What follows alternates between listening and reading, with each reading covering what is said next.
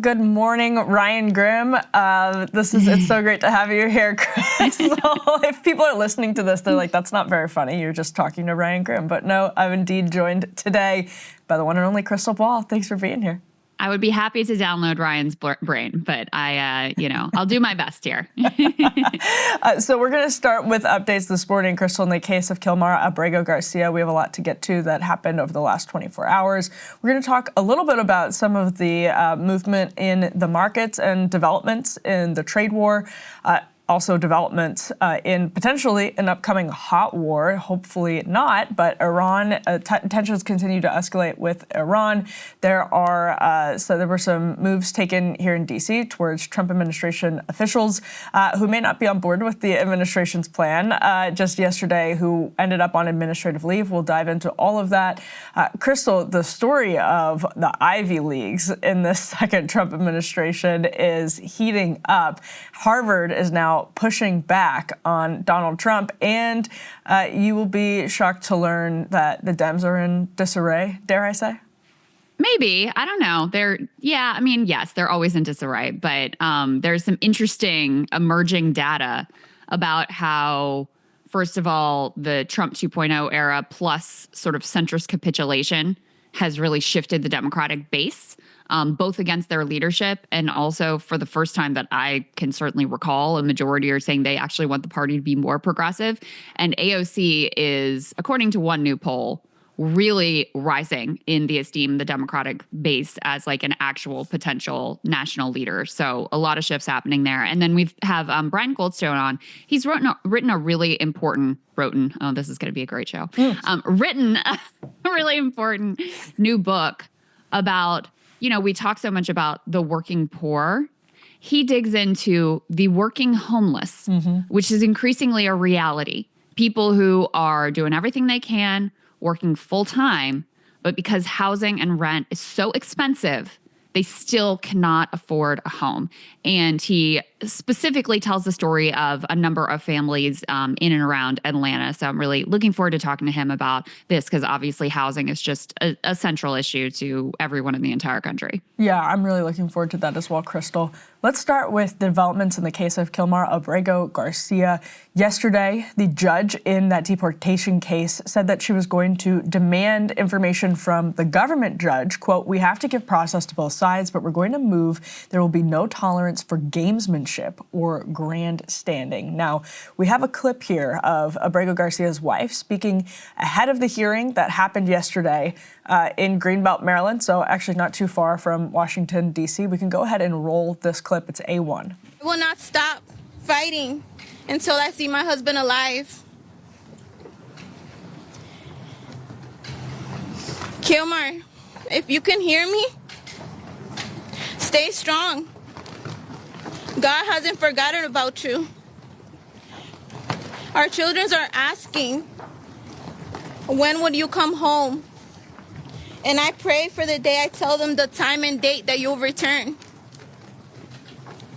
As we continue through Holy Week, my heart aches for my husband, who should have been here leading our Easter prayers.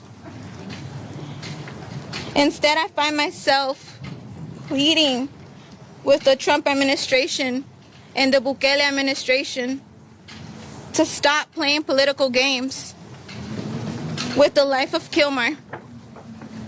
Our family is torn apart during this scary time, and our children miss their dad so much. So, Krystal, the district judge in this case ordered administration officials, I'm reading from NBC News here, to, quote, turn over evidence of their efforts to help bring him back to the U.S. since she first ordered them to, quote, facilitate his return, saying the government had not shown her anything of note on that front. I've got nothing, she said. I've gotten no real response and no real legal justification for not answering, adding that if the admin is not going to answer questions, quote, then justify why. That's what we do in this House. And many people read that as a sign that she was weighing contempt charges in this case, which would get incredibly interesting. It's already quite an interesting case, but that would make it even more interesting. Yeah. So just as a refresher for people, I know you guys probably know already some of the contours of this case. And we actually, Emily, you and I and Ryan had a chance to interview one of his lawyers and get some of the specifics about the timeline of how all of this ultimately unfolded. But the Trump administration, at least initially, admitted that this was an error. He had a court order saying you cannot deport this man to El Salvador, and they deported him to El Salvador, and specifically to this notorious torture dungeon in El Salvador. So they acknowledged that they had made a mistake, both in court filings and also in their presentation in court.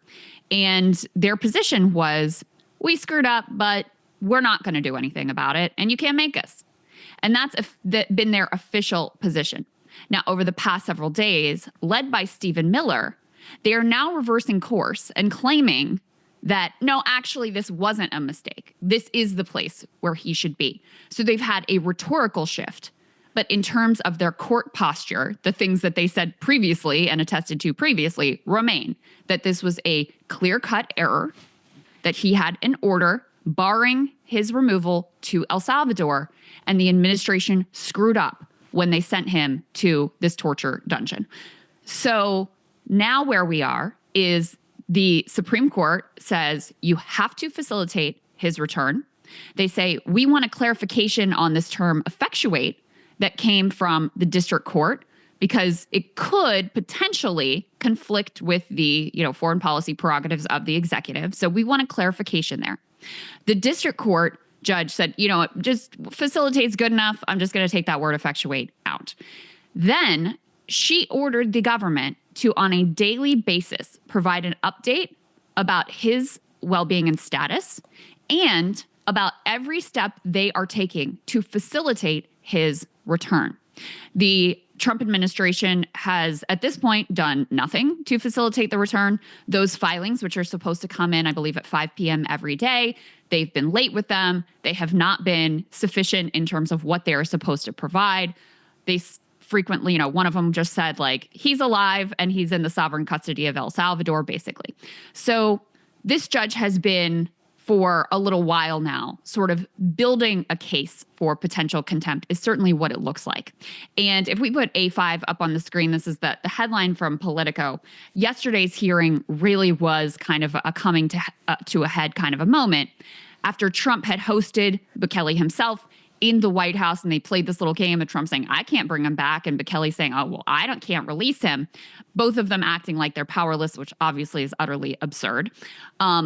Politico says the judge is now launching an inquiry into the Trump administration's refusal to seek the return of this wrongly deported man. Again, this is really directly in contravention of a 9-0 Supreme Court ruling saying you have to help to facilitate this man's return. And so what the judge is saying is, okay, you've got 2 weeks. We are launching an intensive investigation.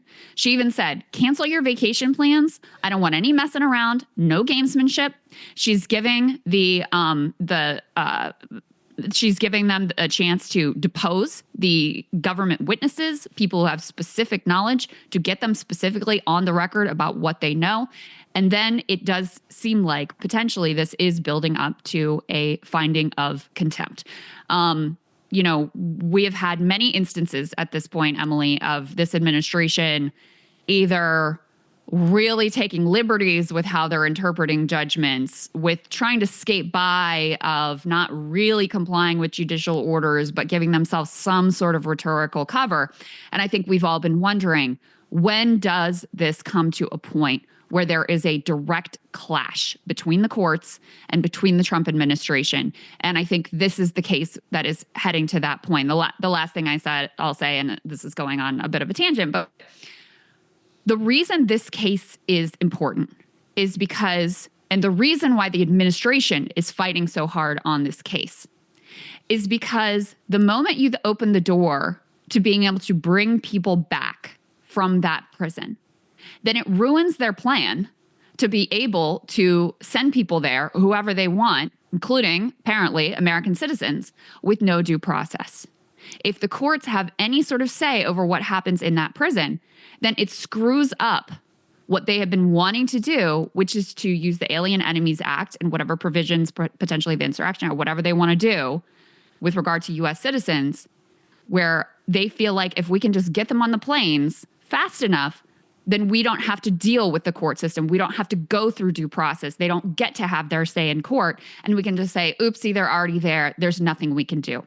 The moment that you are able to bring Kilmar Abrego Garcia back to the United States and they are forced to do that, that plan is completely undermined, which underscores that even though, you know, we've talked a lot about the specifics of the case certainly matter, all that is important. But this is about much more than this one man. And it truly, especially with Trump out there talking about the quote unquote homegrowns, truly does have direct implications for the entire population, citizen and non. Well, let's get to that clip, actually. Control room, I'm going to go out of order, but this is A4. It was from an interview that Donald Trump, or at least aired yesterday evening on Fox Noticias with Rachel Campos-Duffy. So here's Donald Trump, A4. Could we use it for violent criminals, our own violent criminals? I call them homegrown criminals. Yes. I mean, the homegrowns. The ones that grew up and something went wrong and they hit people over the head with a baseball bat. We have, and push people into subways just before the train gets there, like you see happening sometimes. We are looking into it and we want to do it. I would love to do that. So, to your point, Krystal, that is rather chilling. I'm not quite sure how the Trump administration envisions that process or that execution, but something that we will obviously be keeping an eye on. And I want to play this clip of Caroline Leavitt as we transition into how Democrats are now mounting a response. This is A3, Caroline Leavitt, yesterday's White House press briefing, addressing many questions on the case of Abrego Garcia. Still going off the El Salvador questions, yesterday in the Oval Office, administration officials made it very clear that El Salvador is responsible for Mr. Abrego Garcia, yet El Salvador's president said we're not going to do anything with him. So my question is, who is responsible for this man and where he's going to end up? Well, no. First of all, President Bukele said that he is not going to smuggle a foreign terrorist back into the United States of America, as many in this room in the Democrat Party seemingly want him to do.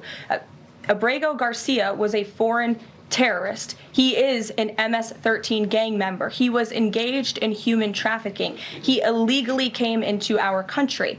And so deporting him back to El Salvador was always going to be the end result. There is never going to be a world in which this is an individual who's going to live a peaceful life in Maryland, because he is a foreign terrorist and a MS-13 gang member. Not only have we confirmed that, President Bukele yesterday in the Oval Office confirmed that as well. So he went back to his home country, where he will face consequences for his gang affiliation and his engagement in human trafficking. I'm not sure what is so difficult about this for everyone in the media to understand. And it's appalling, truly appalling, that there has been so much time covering this alleged human trafficker and this gang member, MS-13 gang member. It's truly striking to me. So, Krystal, this case study, the Trump administration picked the dumbest possible fight as it's trying to do mass deportations, because, and I think from your perspective, there's maybe strategy in it about what they can do with deportations to El Salvador in particular, but it is astounding how stupid this particular case study is. There are, according to the New York Times, there were like 8 million net new migrants into this country over the course of the Biden administration. That is the population of multiple states put together. And their case studies are Kilmar Abrego Garcia. They have very little evidence that he actually is MS-13, and there were also legal processes in place that they did not properly deal with. And you have the other alleged Tren de Aragua members, the Venezuelan barber, et cetera, as Dropsite has reported, and more down in El Salvador as well. And they're trying to do mass deportations, but they keep stumbling into the dumbest possible fights, not just for a media perspective, but also for like the actual substance of doing these policies. The execution has really been a disaster, and it's just like unbelievable how poorly they've handled this situation. It's a real, like, when you're looking back on the last 4 years, the Biden administration. For the Trump administration, this is a slam dunk, and I think that's almost hurt them because they came into this with so much confidence and hubris and political capital that they've just wasted it by not handling these legal processes carefully enough because they thought, it won't matter. People just want others gone, so it'll be like a cool own the libs moment to send people down to Bukele. Now, as we transition to Democrats, I want to say... Let me just say, look, I'm sorry. These people are fascists. They want to be able to ship whoever they want to a torture dungeon for life. The entire purpose of that prison is so that people never leave. Never leave. You're talking about this man who, Caroline Leavitt, says alleged human trafficker. There is zero evidence of human trafficking. No one has ever said that. They will just make shit up. This MS-13 bullshit is because he was wearing a Chicago Bulls hat. That's what we're talking about here. We learned about a 19-year-old who didn't even have a tattoo, who I said, this is the wrong guy. Didn't matter. He's now there being tortured in this prison for life. And their position is, we don't care. It's not that they genuinely think these are gang members and no. The point is to prove they can send anyone, you, me, your family, your brother. That is the point. So yes, it's a strategy. And that's why this fight is so important. Because number one, you should care about this man who does not deserve this. I mean, very few people do deserve to be locked in this dungeon, which is rife with human rights abuses. You barely get fed. There's like 60 people in a cell, no mattresses, no blankets, no time outside even, none. For life. That's what they have sent these people to do. And again, yes, there was a significant backlash against the Biden administration immigration policies. But when you ask people even more specific questions about like, hey, should we deport people who've been here for 10 years and have no criminal record? They're like, no. But they were convinced that the immigrant population was just rife with all sorts of criminals. And that's the other thing with this policy, that the reason why they can't send off the worst of the worst is because, yeah, of course, there are some number of undocumented immigrants who are criminals, much less than the native-born population.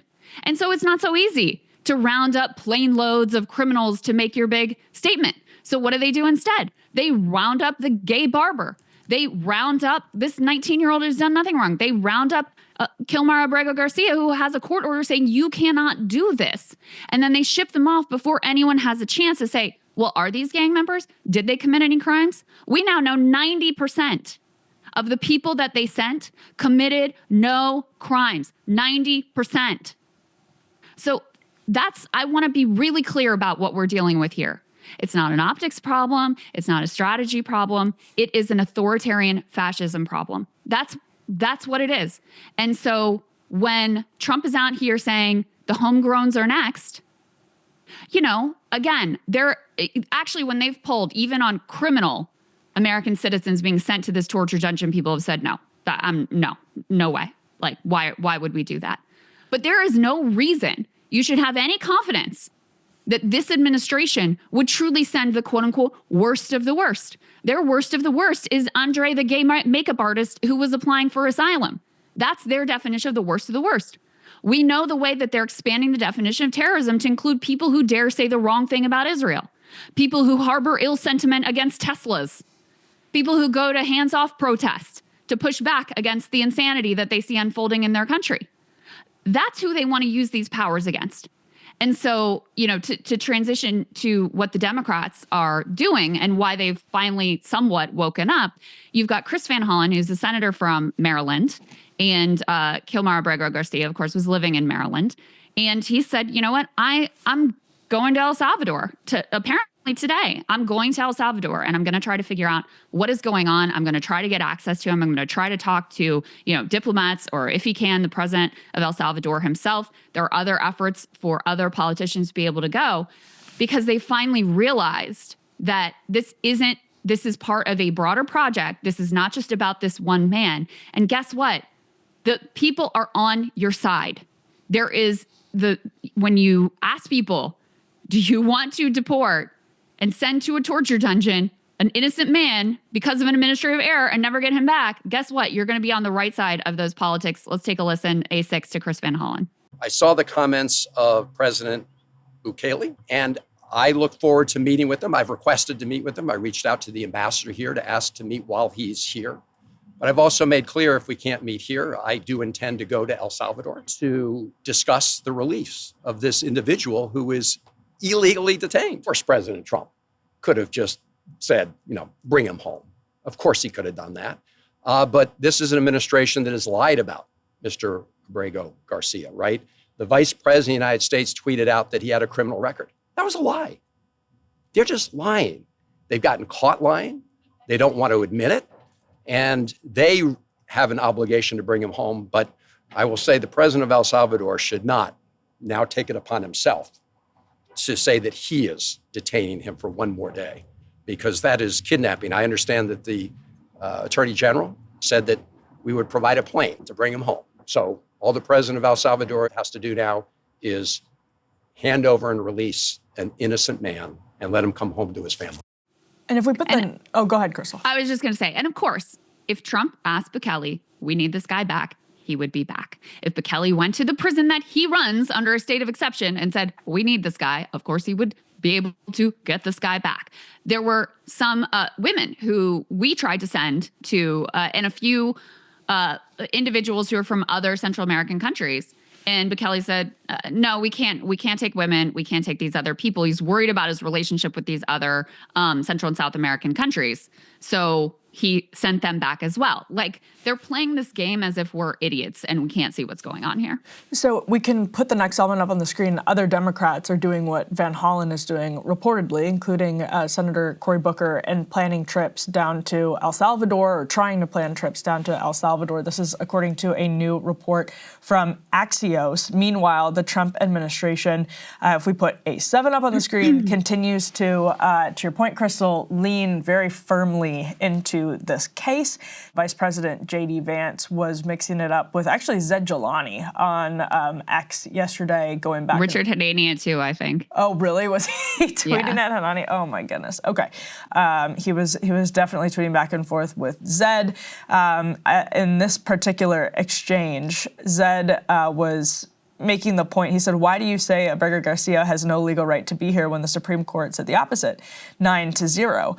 And that was in response to JD saying, are you proposing that we invade, this is to Mikel Jallet, we invade El Salvador to retrieve a gang member with no legal right to be in our country? Where in the Supreme Court's decision does it require us to do that? Now, obviously, Krystal, Bukele is an ally of this administration. Bukele was sitting next to them in the Oval Office just 24 hours before that tweet was posted, and would obviously help them facilitate or effectuate the return of Abrego Garcia to the United States. But the administration is very much leaning into this idea that this is a guy, MS-13, he can be sent anywhere. And I just want to say, the point that you were making about El Salvador in particular, this is going to be an enormous problem, I think, for the right in the next couple of years, this relationship with Bukele, this particular prison, because a lot of Republicans, Democrats are now making the trek down to El Salvador, or trying to. A lot of Republicans have gone, Kristi Noem, Republican members of Congress, have gone and done photo ops inside of that prison. They have done their photo ops with Nayib Bukele. That is anti-American. What is happening in that prison is anti-American. And I get that other countries are not accepting their own citizens, and I think that is genuinely a problem. I agree with J.D. Vance and Donald Trump on that. I think that is genuinely a problem. Sending them to dungeons in El Salvador is not actually going to long-term fly with the public if you are also ignoring the legal processes that are in place when people have done things. And this is what Biden, I mean, some of this is through Joe Biden. Abrego Garcia applied for asylum, and I think he actually applied for asylum during the Trump administration when he first applied. I think it was 2019. Right. But there are a lot of people because these pathways were opened up in the Biden administration. And that means the Trump administration has to deal with that. It sucks and it's not fair in every case, but it does mean that we have legal processes in place where you do have to deal with those things. Otherwise, to your point, Krystal, everyone else's rights get eroded down the line. And the flippancy is, I mean, it has some conservatives. Andy McCarthy is one. Rod Dreher is another. Like really freaked out by what they're seeing from the Trump administration. More than I think this is more than I've seen on another issue in the second Trump administration. It's been upsetting to some people on the right. The only other thing I'll add, though, is Democrats need to be really careful because as important as I think this is, it's going to make it look like they got all up in arms about one guy who did legitimately enter the country illegally when net 8 million people came into the country. They need to play this very, very carefully under the Biden administration, often with their support. So I do think they have to be careful with how they approach going to El Salvador, which I think, by the way, is legitimately a brave thing to do, given how Bukele is likely to treat them, and respect on that part, but they, with their own constituents, I mean, Democrats were unhappy with the Biden administration immigration policies, so they do need to play that pretty carefully. I think some of that is overstated because, like I said, yes, if you ask people, okay, should we do mass deportation, there's still, somewhat of a consensus there. If you ask them any of the specifics, the view is very different. And no, they are not on board with shipping random innocent people to this torture dungeon for life. So, but also, frankly, even if the politics were bad, like sometimes you have to fight. Sometimes it's important. Sometimes you have to make the case. This. Yeah, I think they should have done that during Biden. I genuinely think that's on the substance. They should have done that during the Biden administration. Done what? They should have taken what was happening at the border much more seriously during the Biden administration. I'm not saying Republicans did it for the right reason, but I mean, I think it was pretty obvious there was something disastrous. Well, I mean, that's a whole other conversation because in my view, what Democrats did is completely capitulate to the right-wing immigration hawk framing in a way that was utterly disastrous. Now, I think there is likely to be a huge backlash in the other direction. I mean, immigration expansion has never been more popular than it was during the first Trump administration because people were disgusted with the tactics that he was using then. And it is nothing compared to what they're doing now. And also the very clear, with Trump talking about homegrowns, very clear implication that U.S. citizens are going to be next. So last thing, just with regard to the specifics of Abrego Garcia, if we could put A8 up on the screen, just in terms of their supposed proof that he's some hardened MS-13 gang member. Apparently the cop who was the person who initially claimed that he had alleged MS-13 membership based on some sketchy confidential informant that are, they're known to be not particularly reliable. He was fired and indicted weeks later after making this claim for sharing case info with a sex worker. And the only other evidence that they have and by the way, the confidential informant claimed that he was part of MS-13 in a part of the country in New York where he doesn't live and has, rarely, if ever, even been to. And then the only other piece of evidence they have is that he was wearing a Chicago Bulls hat. So that's what we're talking about. And then when Caroline Levitt's like, oh, he's a human trafficker. No one has ever said that. That is completely, utterly made up false. So, I think Democrats have to fight on this issue. Both, I do think they're on solid political ground, but even if they're not, you cannot create a massive loophole in the law that allows the Trump administration to disappear whoever they want, whenever they want, and be able to uphold this. And we can't do anything once they're there. That's that. When it's not good for anyone. I mean, that's whenever civil liberties are threatened, it's, always the point. You can tell if people are principled defenders of civil liberty by how vehemently they defend due process when their enemy's due process is threatened. And so, yeah, I mean, it could very well end up being used by a Democratic administration down the road if we slide fully into banana republicanism in a way that hurts Republicans, in a way that hurts conservatives, Christians, whatever. You can see how it would, those standards can very easily slip. So we have to, before we run on this, Krystal, we have to get the next element up on the screen. You found this. Love this. Kristi Noem, it's sort of a funny image if you're watching this. The Daily Beast made a funny image to go along with it of Kristi Noem in all of her outfits, kind of treating herself like a Barbie. And the Daily Beast writes, Ice Barbie keeps creating all kinds of headaches for Homeland Security. But actually, there was a Wall Street Journal, it was a long Wall Street Journal story yesterday that indicated Kristi Noem's peers are not pleased with her. They think that she, according to this report in the Journal, is harming their efforts actually to try and do mass deportations. And Krystal, I think what this highlights is there are real fractures within the administration because doing these mass deportations in a way that is actually mass, if you're actually going to hit the targets that the Trump administration promised to do, if you are going to do it without causing these protracted legal battles where even the right is divided on how legally or how legally dubious your track is in that case, and if you're also going to do it in a way that is politically going well, they are not doing that right now. There's a lot of internal consternation about how ably this administration is approaching it, and it looks like Kristi Noem is going to be taking some arrows. She already is in the Wall Street Journal, but this could bubble to the surface for her in a rather problematic way going forward that could make all of those Bukele photo ops and outfits look really foolish.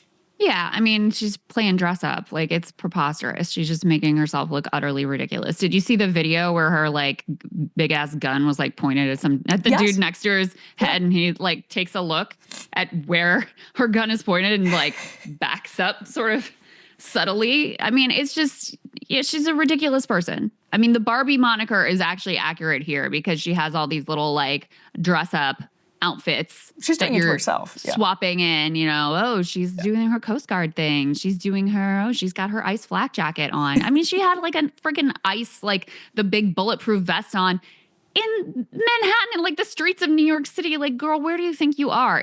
And with the full extensions and the full eyelashes and the whole bit. And it's also like, lady, you're like 50 something years old, you know? I don't know. The whole thing is just a part of a grotesque spectacle to me. So I'm glad at least someone is also noticing and being like, you know what, this is kind of gross. Well, Megyn Kelly went after her. That reminds me. Megyn Kelly and some others have started, I think Ann Coulter have started going after her. Sarah Palin went after her recently. Oh, really? So yeah, she's definitely taking some arrows. What did Megyn go after her for? The outfits. Really? Yeah, it's ridiculous. It is. It's like embarrassing. It really is. Like, she's a law enforcement officer. It's starting to look completely, I mean, I shouldn't say it's starting to look, it looks completely unserious and ridiculous. But I think that this is genuinely a problem for the administration because this was like their big ticket issue that they can't, well, and the economy. And that's our next block. So yeah, should we get to that? Between immigration and the economy, the Trump administration has some real problems ahead. Let's get to that because actually what we want to start with is this shot of Harry Enton on CNN yesterday talking about some of the movement for Donald Trump in polling as this trade war has proceeded. So let's go ahead and roll B1 here. Focus in on independents here, and independents feel that Donald Trump has vacated the center of the electorate, catering to his base. What are we talking about? Well, let's talk about the overall net approval ratings. We're going to look at the worst ever at this point in a presidency. The old record among independents for the worst ever was Donald Trump back in 2016, a net approval rating of minus 16 points. Well, Donald Trump has broken his own record here. He now holds, in this particular term, the worst ever net approval rating at this point in a presidency among independents at, get this, minus 22 points. He is 22 points underwater with independents. That breaks the old record that belonged to Trump. He has set the new record. He is completely underwater with the center of the electorate, Kate Baldwin. And this is overall. This is on all the issues. Now, focusing specifically on the economy. Yeah, let's focus in on the economy, right? What is driving this overall approval rating for Donald Trump among independents to go underwater? Let's take a look at the economy. And let's take a look at Trump's net approval rating on it and look at the trend line over just the last few months. You go back to January, he was slightly above water with independents at plus 1 point. Look at this drop, Kate. Oh, my. Minus 29 points. That's a 30-point drop in under 3 months of time. what independents are hearing from Donald Trump, they hate. They hate what they're hearing from Donald Trump, and they are abandoning him in record numbers. And actually what the Chiron said behind Harry Enton there, who I have to imagine is hopped up on Ghost Energy every single day, but what the Chiron said was, like Saga at the DNC, was that was the worst for any president, the worst net number with independents on the economy. And so that drop in 3 months' time, Krystal, I can't remember seeing anything like that. No. That's huge on the economy with independents. Now, obviously, it's early in the midterm election cycle. God forbid we even consider that we may be in the midterm election cycle, but those numbers are devastating. Oh, utterly devastating. And, you know, the tariff policy changes every day. Even if tomorrow he's like, just kidding, I made amazing deals and the tariffs are off and we're back to normal. The damage is done. You know, it does remind me of the drop-off that Joe Biden unfortunately had while he was doing one of the good things in his administration, which is withdrawing from Afghanistan, the negative media coverage and, you know, Americans getting killed and the chaos of all of that and Taliban taking back control. Like, he took a hit to his approval rating. He never recovered. And I do think with Trump, the honeymoon is over. Certainly the sense that, oh, this is a businessman and he's going to be good for me economically, et cetera, like that is done. And that has always been his strength. That has always been the area where he has performed the best. You know, as much as we talked about immigration's role in the election, the economy was the number one issue, inflation in particular. And people were never really super psyched about the things he was saying about tariffs, but he also talked a lot about, I'm going to get prices down. And they just sort of assumed, I think, like, yeah, it went pretty well last time. Like, he knows what he's doing. He'll do some stuff on the economy that's going to be good for me. And no, the reality is that he is instituting this massive tariff regime. It will be, if he continues with it, a huge regressive tax on working class people. Rather than prices going down, they're going to go up. That is what their, consumers increasingly expect. And huge numbers are already saying that what he's doing is making them personally, financially worse off. Now, I'm actually right now in the process of drafting a monologue probably for tomorrow about, as his approval rating falls, I think you will see more of these sort of authoritarian tactics that are being deployed with regard right now to immigration, with regard to crushing dissent on college campuses. This ties into the Harvard conversation that we're going to have as well, because that's what, people who are authoritarians or have authoritarian tendencies, when they're backed into a corner, they don't back down. I mean, this is what we saw with Trump with January 6th. He didn't just say, oh, I lost, I guess, I have to peacefully go away. No, they crack down. They go further in terms of expanding the police state and crushing dissent and using whatever weapons they can against their ideological enemies. Sidney Powell. Yeah, yeah. To make sure that they are able to hold their grip on power even as they become less and less popular. And so I think, that's where, on the one hand, the fact that his popularity is diminishing is going to give him less power with regard to Republican politicians. Some of these institutions like the media and the universities, the Democrats are starting to get a little bit of energy because they can see the way that his popularity is waning and his plans are being rejected by the public. But it also enters us into a sort of new precarious phase in terms of what his reaction to that will ultimately be. Well, and so I think the way we set up this block is really helpful on this note, because as a sort of anti-free trade orthodoxy or dogma type person, the question of short-term pain was always going to be part of this picture. And that's sort of the way the elite set up the system, is that if you ever want to bring us back from relying entirely for national security purposes, for pharmaceutical purposes on other countries that are on the other side of the world, there is going to be short-term pain. But the question is how short-term that pain is going to be, and if it ever is relieved. And so this is, we can put the next element, I think I just said elephant up on the screen, but element up on the screen, Krystal. This is from Joe Weisenthal Weisenthal, who was pointing out, quote, dismal expectations for the economy in the New York Fed's survey of regional manufacturers. Basically, every line, new orders, employment, et cetera, is going down, with the exception of prices received and paid, which are going up. And then, control room, whenever you're ready, you can put the next element up on the screen as well. This is the outlook for new orders from the New York Fed's regional manufacturers. Literally hit the lowest level in the history of the survey. Another Joe Weisenthal post on X that he highlighted from these New York Fed numbers. And that gets to, Krystal, whether in this push or pull, there's more that's going to be lost or more that's going to be gained. So even if this is a long-term battle, even if we accept that there may be some short-term pain, these numbers over the course of the first week have been not great for the administration. They are pointing to deals with like NVIDIA and other places, but it seems like the industrial policy that they want to couple this with is one going to be codifying a corporate tax cut, which I will say, as annoying as that is, may help with onshoring, but it's not industrial policy. And then their second part of their industrial policy is just Trump calling up these companies and talking at them. Like, strong-arming them. Yeah. So far, that's what it looks like the approach is. And you can understand then where these Weisenthal numbers are coming from. And let's just get to this element from NBC News. This is B4.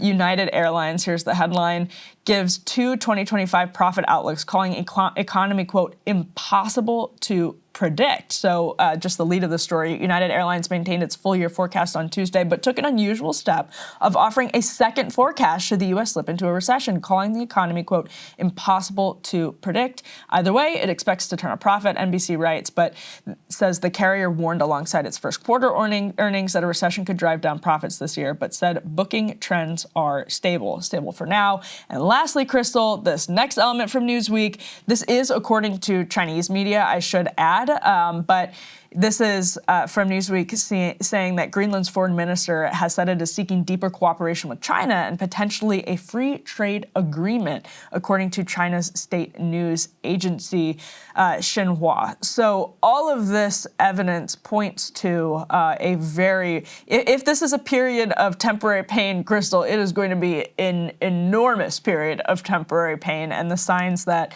there is more onshoring that's going to happen so far.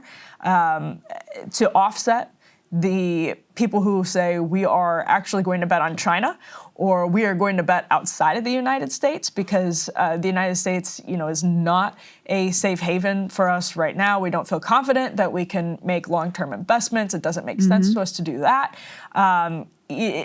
These are not great signs for the Trump administration. Yeah, well, Trump himself said something like, some of these countries, we may have them pick between us and China. Yeah. That's not a hard choice. If I was running a country, why would you do a deal with this person? He's all over the place. China is rising power. They have been much more strategic in terms of securing the rare earth minerals that they need. Technologically, they are just as advanced, at least. I think that's actually being charitable to the U.S. at this point as we are. They have mass manufacturing capacity. They have been, reasonable to work with in terms of the Belt and Road Initiative. What do we have going for us? We just have lots of customers with a lot of disposable income. And that's a real thing. But China has even more customers. Yeah. Just by the numbers. Now, we are, continue to be per capita a wealthier country. There's no doubt about that. And, I don't want to undersell it. But you also have a human element to this too. J.D. Vance going to Europe and, tutting them about their supposed censorious practices, which is legit, except then he comes back home and they're crushing dissent on college campuses and being way more authoritarian in terms of their crackdown on any sort of wrong thing on Israel. So, they haven't exactly endeared themselves to the world. Not to mention, China is fighting a trade war against us. We are apparently fighting a trade war against the entire freaking world. So who do you think has the better, they can think strategically just about us and making alliances and trying to, isolate us. We're rapidly isolating ourselves and giving the rest of the world a very clear choice in terms of what they, what direction they would want to go in. And that's why Greenland is sort of emblematic here. And, just two other points that I just want to hone in on. I mean, first of all, even with the tariffs in their current sort of rolled back state. We have 145% tariffs on China. If you are a big guy, you can pay your $1 million. You can go to Mar-a-Lago. You can get your carve out. You can be Charles Schwab in the White House and happen to be, perfectly timed Trump's announcements. So you can make $2.5 billion in a single day, something that Trump bragged about. If you are your average small to medium-sized business, which had no choice but to import usually from China, you're screwed. You are screwed. There is no way you can survive 145% tariffs. Even if you wanted to bring manufacturing and build your own factory and do all these things, you're not getting any help from the government. The tariffs they're here. Like, it's not like you have any sort of runway to be able to figure it out or raise capital or do any of that. We don't, in many instances, even have the specialty skills here. So you've got to, go overseas to even bring the people in who would know how to do it. Like, it is not possible. It's not possible. Instead, you're just going to die. Like, your company, your business, your dream, it's just going to go under. Yesterday, I highlighted this woman she's a veteran. She founded this company called Busy Baby. They make these little mats that it's actually a very cool product. You can put it on the table at the restaurant and you can hook the baby's like toys onto it. And so it's clean and the baby can't throw the toys down on the ground, which is a constant issue. And this thing was taken off. She got to go on Shark Tank. Her sales were through the roof. Walmart and Target came knocking, but she had to take out a loan in order to finance the expansion into Walmart. And she leveraged her house in order to secure those small business loans. And now, so not only is she at risk of losing her business, and her dream, which was succeeding and which is a product that people genuinely liked, she's also at risk of losing her home. Yeah. I mean, these are you're messing with people's lives. And for what? For what? That manufacturing index should tell you everything you need to know about whether this is actually going to bring manufacturing back. Quite the opposite. Quite the opposite, especially if we end up in recession. Well, one of the problems with those small businesses as well is that people are having a harder time getting in touch with, reportedly, I mean, obviously I haven't tried this, but with the Small Business Administration because of cuts. And that's, I think, Krystal, we remember with NAFTA, I stumbled onto an interview with David Obey recently from 2000, where he was talking about, he was on CNN, and he was talking about how he supported NAFTA and WTO because there were promises of job training and investment in the communities that would be really hard hit. And he said, I regret that because I never saw that stuff happen. And I think that's a real lesson for the Trump administration in that there will be casualties. They know that there will be casualties of this adjustment period. If it's just an adjustment period, by the way, that's assuming it's an adjustment period. And what are they doing to make up for that? What are they doing to help the people who set up their businesses around the pre-existing system because it had existed for years and was the way to turn a profit, was the way they were told to be productive members of the American economy. Small business owners, I mean, this is the Republican electorate, by the way, has been the Republican electorate for a really long time. So they need to tread very, very carefully. And there just aren't a lot of signs that they're taking seriously the need to augment. Again, this is taking their argument charitably that this is an adjustment period. But even then, even if we give them that, the signs that they're augmenting this with serious off-ramps for people affected, I just don't see much there at all. No. I mean, there's been some floating of a bailout for farmers again, which, he did in his first administration, but that's it. And I think these tariffs are less about economics and more about power. I think Trump likes having the companies coming on bended knee. I think he likes being the person who has sole control over the entire freaking global economy, certainly the national domestic economy. I think that's really what it's more about. And the last thing I'll say with regard to bringing back manufacturing, something I support for a variety of reasons, both in terms of, they should be good union jobs. There are certain things that we should produce here simply because of, national security. We all learned this during COVID. We learned about the fragility of the supply chain and the way that put us at risk. I support all of that, right? But when Trump is talking about bringing back manufacturing, when Lutnick is talking about it too, all the armies of millions of people or robots screwing in the little screws. First of all, number one, a lot of it will be robots. It won't be human beings. So that's number one. you'll be like, you'll have some humans to like service the air conditioning to keep the robots cool. That's the kind of thing that we're talking about. But number two, to the extent that you do have human beings, Trump is not talking about bringing us back to the 1950s when we were at the peak of post-war manufacturing power, at a time when somewhere around half of the industrial workforce was unionized. He wants to take us back to 1900, to William McKinley. That's what he talks about all the time. Guess what that was? That was before you had progressive era labor reforms. That's before you had even federal child labor laws. That's before factory jobs were good jobs. That was much more like, think of, more Dickensian. Think of like, Upton Sinclair and the way workers were treated in the jungle. Think of the Triangle Shirtwaist Fire. That's the era he wants to bring America back to, where our workers are part of the global race to the bottom. That's the era that he envisions. So everyone really needs to be really clear. There's nothing inherently like good, stable middle class about a factory job. You have to have unions and labor power in order to secure both the safety and the wages and the working conditions to make those jobs good jobs. They were in the 50s. They honestly, at this point, they are not great, especially in the South. I saw Matt Bruning tweeted out that like Honda workers in Alabama make less than McDonald's workers in Denmark because of those labor conditions. And so no one should fool themselves about the actual era that in his idealized world, he would be returning us to. Yeah, so I went and looked at this yesterday, just before we move on. It is interesting. Yeah. The Biden industrial policy brought manufacturing jobs back to red states with right-to-work laws overwhelmingly. And if you look at the map, it's like basically not just red states, but it's states like swing states even that have right-to-work laws, including Michigan until 2024 when that was repealed. So it's really like the Trump administration wanting to be pro-labor, pro-middle class. There's a complicated puzzle that needs to be put in place. And again, we're, 2 weeks into the liberation era, but there's just, all of the energy right now is to fix this tax bill and to figure out this reconciliation bill, which is tax policy, basically.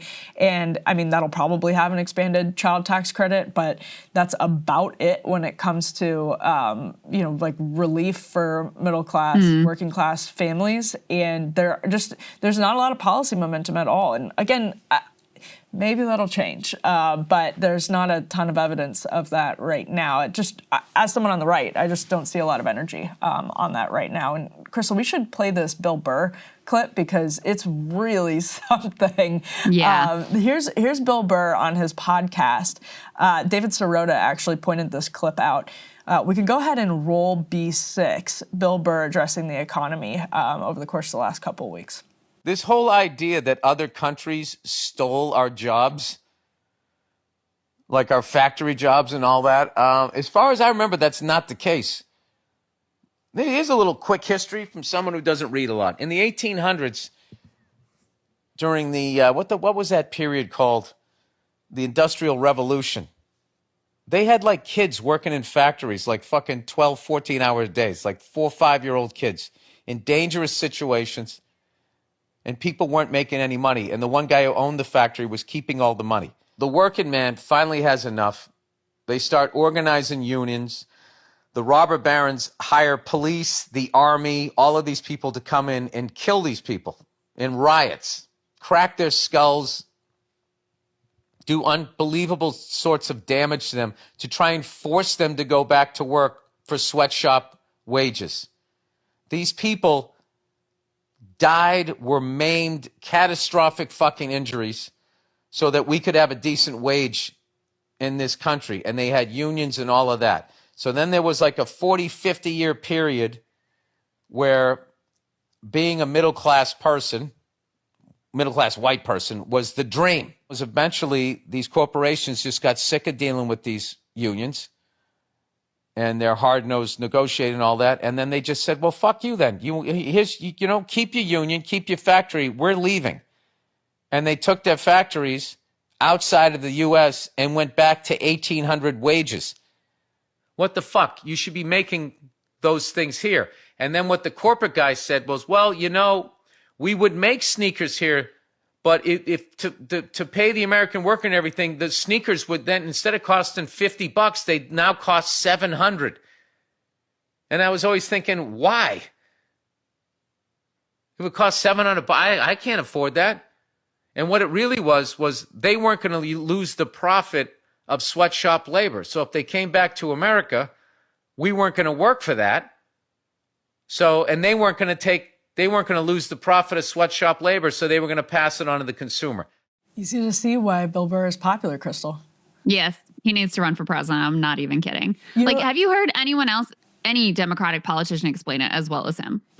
We were talking yesterday, and you made such a good point that, and producer Griffin, I think, mentioned this as well, that he just sounds like a normal guy, which is something that most left class critics don't, right? Like everyone has been. I think what Griffin said is he doesn't come off as soy. Yes, I was going to leave that for someone else to say, but that is what if we're attributing it to producer Griffin. Yes, and I think that's actually very well said, because that's the problem. We're going to run a James Carville clip later in the show, but I do think that James Carville is right about it. And other people, Nina Turner has said this too. The way Democrats talk, because so many have been sort of funneled through academia, is really academic. It's coded in a way that I don't want to say feminine, because it's not all feminine, but it comes across as very unrelatable. It doesn't always connect. Yeah, that's the thing, is it just does not connect. No, he's got a gift for that, and he's 100% right. The Trump framing is oh, these countries stole our workers. No, politicians here collaborated with corporations to create this global race to the bottom. That's what it is. And so, the left, people like Bernie Sanders, who has been extremely consistent, extremely prescient about the impact of NAFTA, the impact of PNTR, it's not that they're opposed to trade. They're opposed to trade that creates a race to the bottom, where you are just, where you aren't dealing with labor standards, you aren't dealing with wages. And so, of course, capitalists are going to search for the lowest paid labor force they can possibly find so that they can endlessly juice their profits. That is the system that we have. And so, Bill Burr, I think, explains it really perfectly there. In the post-war period, the U.S. in a lot of ways was kind of like the only game in town. So we benefited from this unique period of prosperity. And then once you get into the neoliberal era, and there's stripping away of union rights, and there's, bad trade deals like NAFTA, then the opening up fully of trade to China. Once you have those deals and you can create the global race to the bottom, that's how you end up with the dynamic that we have now. And to go back to my earlier point, Trump doesn't want to reverse those trends. He just wants to get American workers back into that global race to the bottom, right? He wants them to also, or robots, right? Also participate in that global race to the bottom. And we know that because, there's relentless attacks on unions from this administration. The National Labor Relations Board has been gutted, is effectively, I think, without a quorum, unable to operate. That's been a lifelong project and direction for him. He's always been a union buster. We see with regard to the labor standards, just basic workplace safety and stuff, even in industries where Trump has a particular affinity, like, for example, with coal miners, they are completely destroying the health and safety measures for coal miners. Already an extremely dangerous job where younger and younger men are getting an incredibly virulent form of black lung. The DOJ is stripping that away, and DOJ is stripping the ability of the government to be able to regulate any big business, so that even without changing the law, they can kind of sort of go back to when you could have your sweatshop and you could lock people in and you could pay them whatever wage you wanted and you could get away with it. So when you couple the tariffs with the direction of DOJ, that's the picture that you ultimately get. And then you add to that the other piece that Bill Burr talked about, which is how somehow these billionaires keep being in a position to make lots of money on these big market swings. Let's go ahead and take a listen to what he had to say about that. I don't understand what that whole fucking thing was, but all I know is, once again, the market tanked and a bunch of rich people, right before they turned it back on again, went in and made a ridiculous amount of money, and they're all high-fiving with each other. And I don't know. This guy told me something a long time ago. He says, when you watch the stock market and they go like, up $2 billion was lost today. He's like, money isn't lost. Like, where did it go? That's just how they frame it. It isn't lost. It changes hands. All right. That's enough of that shit. Well, and obviously, go ahead, Well, I was just going to say, I mean, I do think there are elements of the Trump administration. I actually even think Donald Trump himself, who thinks that he is somehow like the savior of the American working class and all of this, and like genuinely believes that what's happening is going in that direction. The problem is his administration is infiltrated by billionaires and now a lot of influence from Silicon Valley and out Wall Street, for example. And to one extent, you can look at what he did with the tariffs, and Wall Street freaked out and say he just gave them the middle finger. The 10% global tariff is still giving Wall Street the middle finger. They absolutely hate that. The huge China tariffs, they absolutely hate that. But in a way, it also does put them in the driver's seat. And that's the bond market is what made him, as people were getting, quote, yippee, is what made him walk back. And again, he hasn't walked everything all the way back. We still have that massive 10% global tariff and the massive tariffs on China.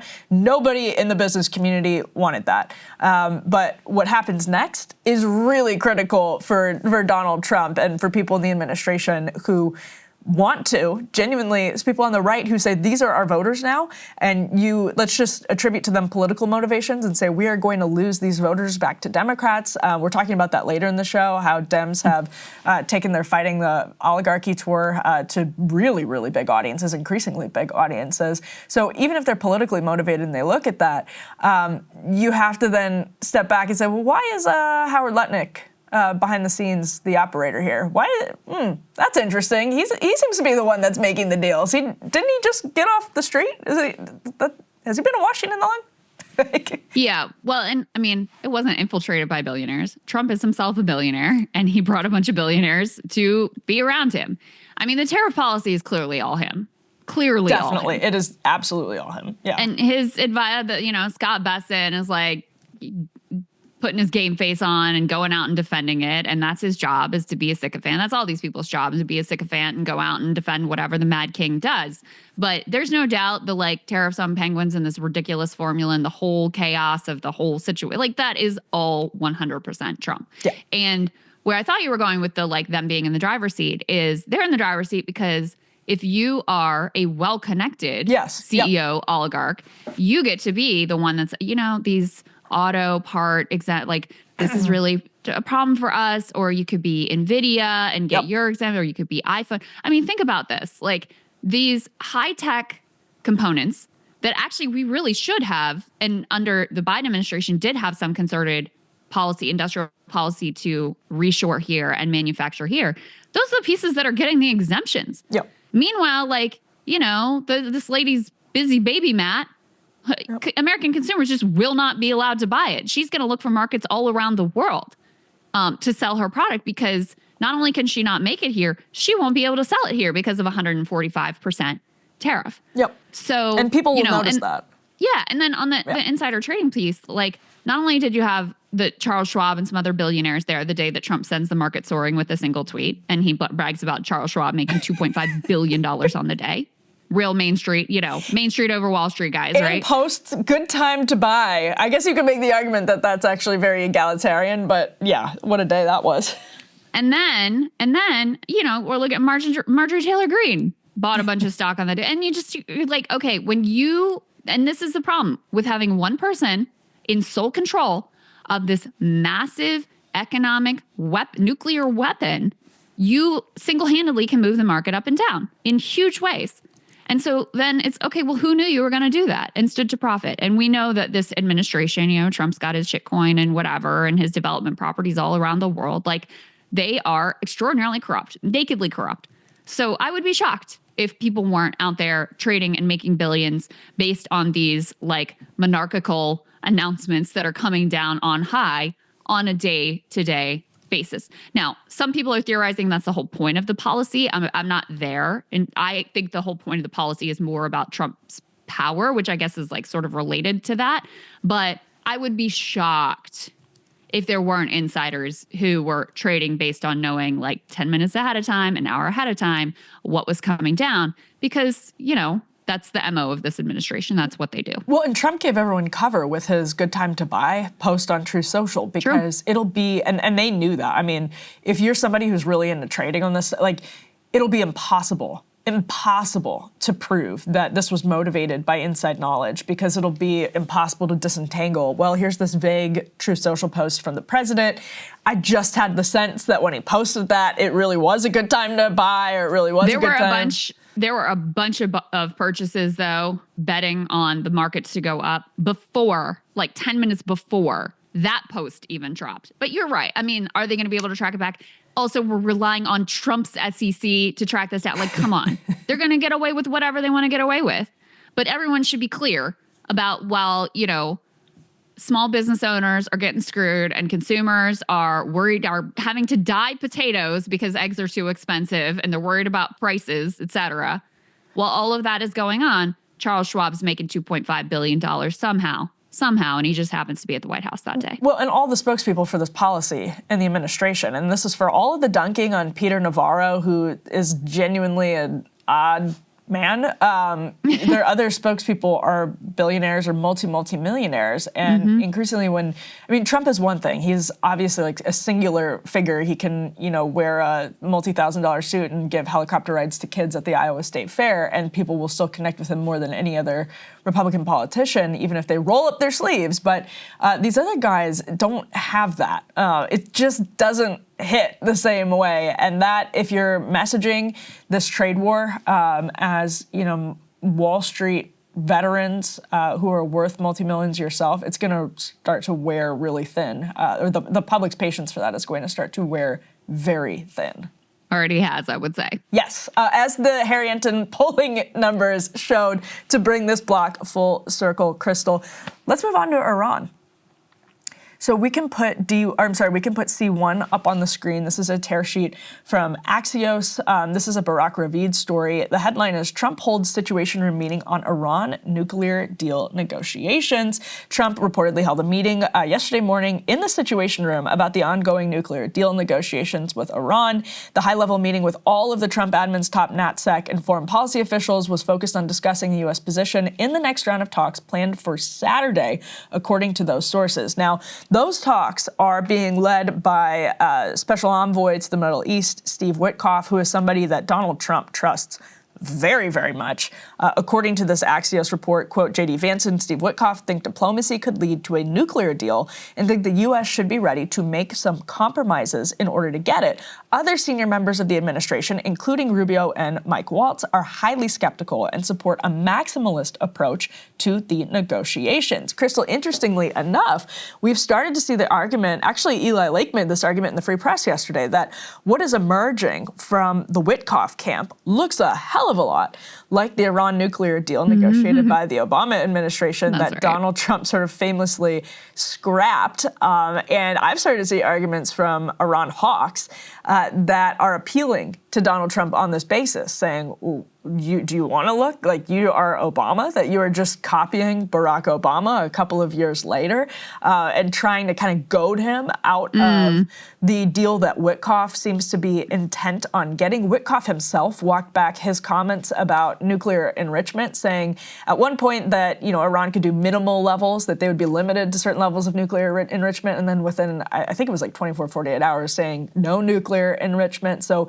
there are enormous pressures on the administration right now, and that's where I think it's worth mentioning C2 just very quickly. A couple of top advisors to Defense Secretary Pete Hegseth were put on administrative leave yesterday, including Dan Caldwell, who was basically Hegseth, probably still is, Hegseth's top advisor. He was put on an admin leave yesterday and escorted from the Pentagon following a, quote, leak investigation to include polygraphs, according to Jennifer Griffin. that was launched by Hegseth's chief of staff, Joe Casper, on March 21. After a March 20 New York Times story detailed plans to allow Elon Musk to attend a briefing in the, quote, tank with members of the Joint Chiefs to hear about future China war plans.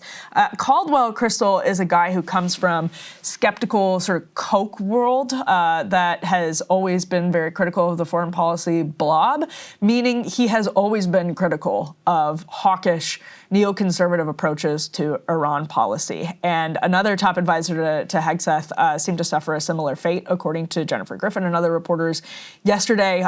Caldwell is familiar to a lot of people who cover this stuff, but which is why that example stands out. But I have a really hard time separating these two developments, Krystal. It seems like this pressure is coming from a place of is coming from a frantic place. Yeah, I don't doubt it. I don't doubt it at all. I mean, Caldwell, I've never met him personally. You know, my understanding of his ideology is that he was one of the better and more consistent voices within the entire Trump administration. Definitely. Yep. And so you can't look at it as an accident that this guy, all these people are leaking. They're all leaking.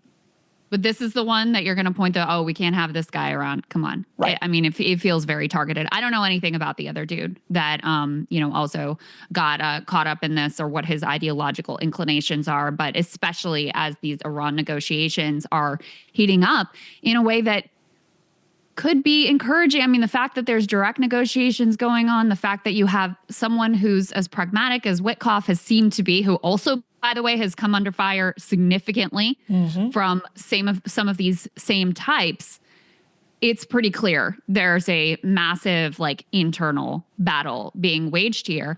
And just to return to the Iranian nuclear deal piece, I mean, the hawks who are trying to sink it by saying you're just renegotiating Obama's deal. I mean, they're not really wrong.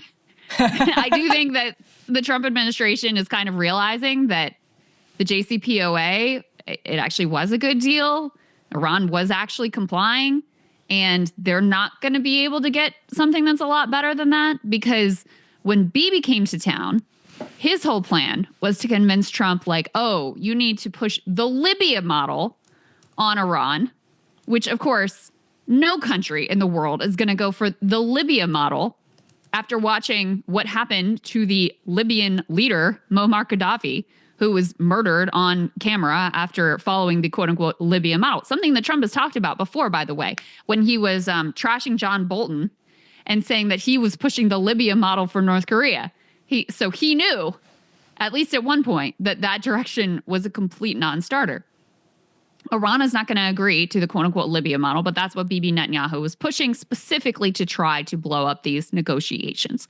Now, we're a long way from being there. As you're pointing out, there are a lot of very sticky issues. There are a lot of internal tensions. There are the Miriam Adelsons of the world who contributed a whole lot of money to the Trump campaign to try to make sure that something like this never happens. Bibi Netanyahu frequently gets his way with this administration and every other American administration in history. So a lot of big question marks, but at least there's a little bit of hope. And it will be a ridiculous outcome if Trump blew up the Obama deal. In my opinion, one of the best accomplishments of the Obama administration, actually. Biden had a chance to get back in, never did. That's on him. He should have right away, as soon as he was elected, gotten back into that deal. He never did. So that's his failure as well.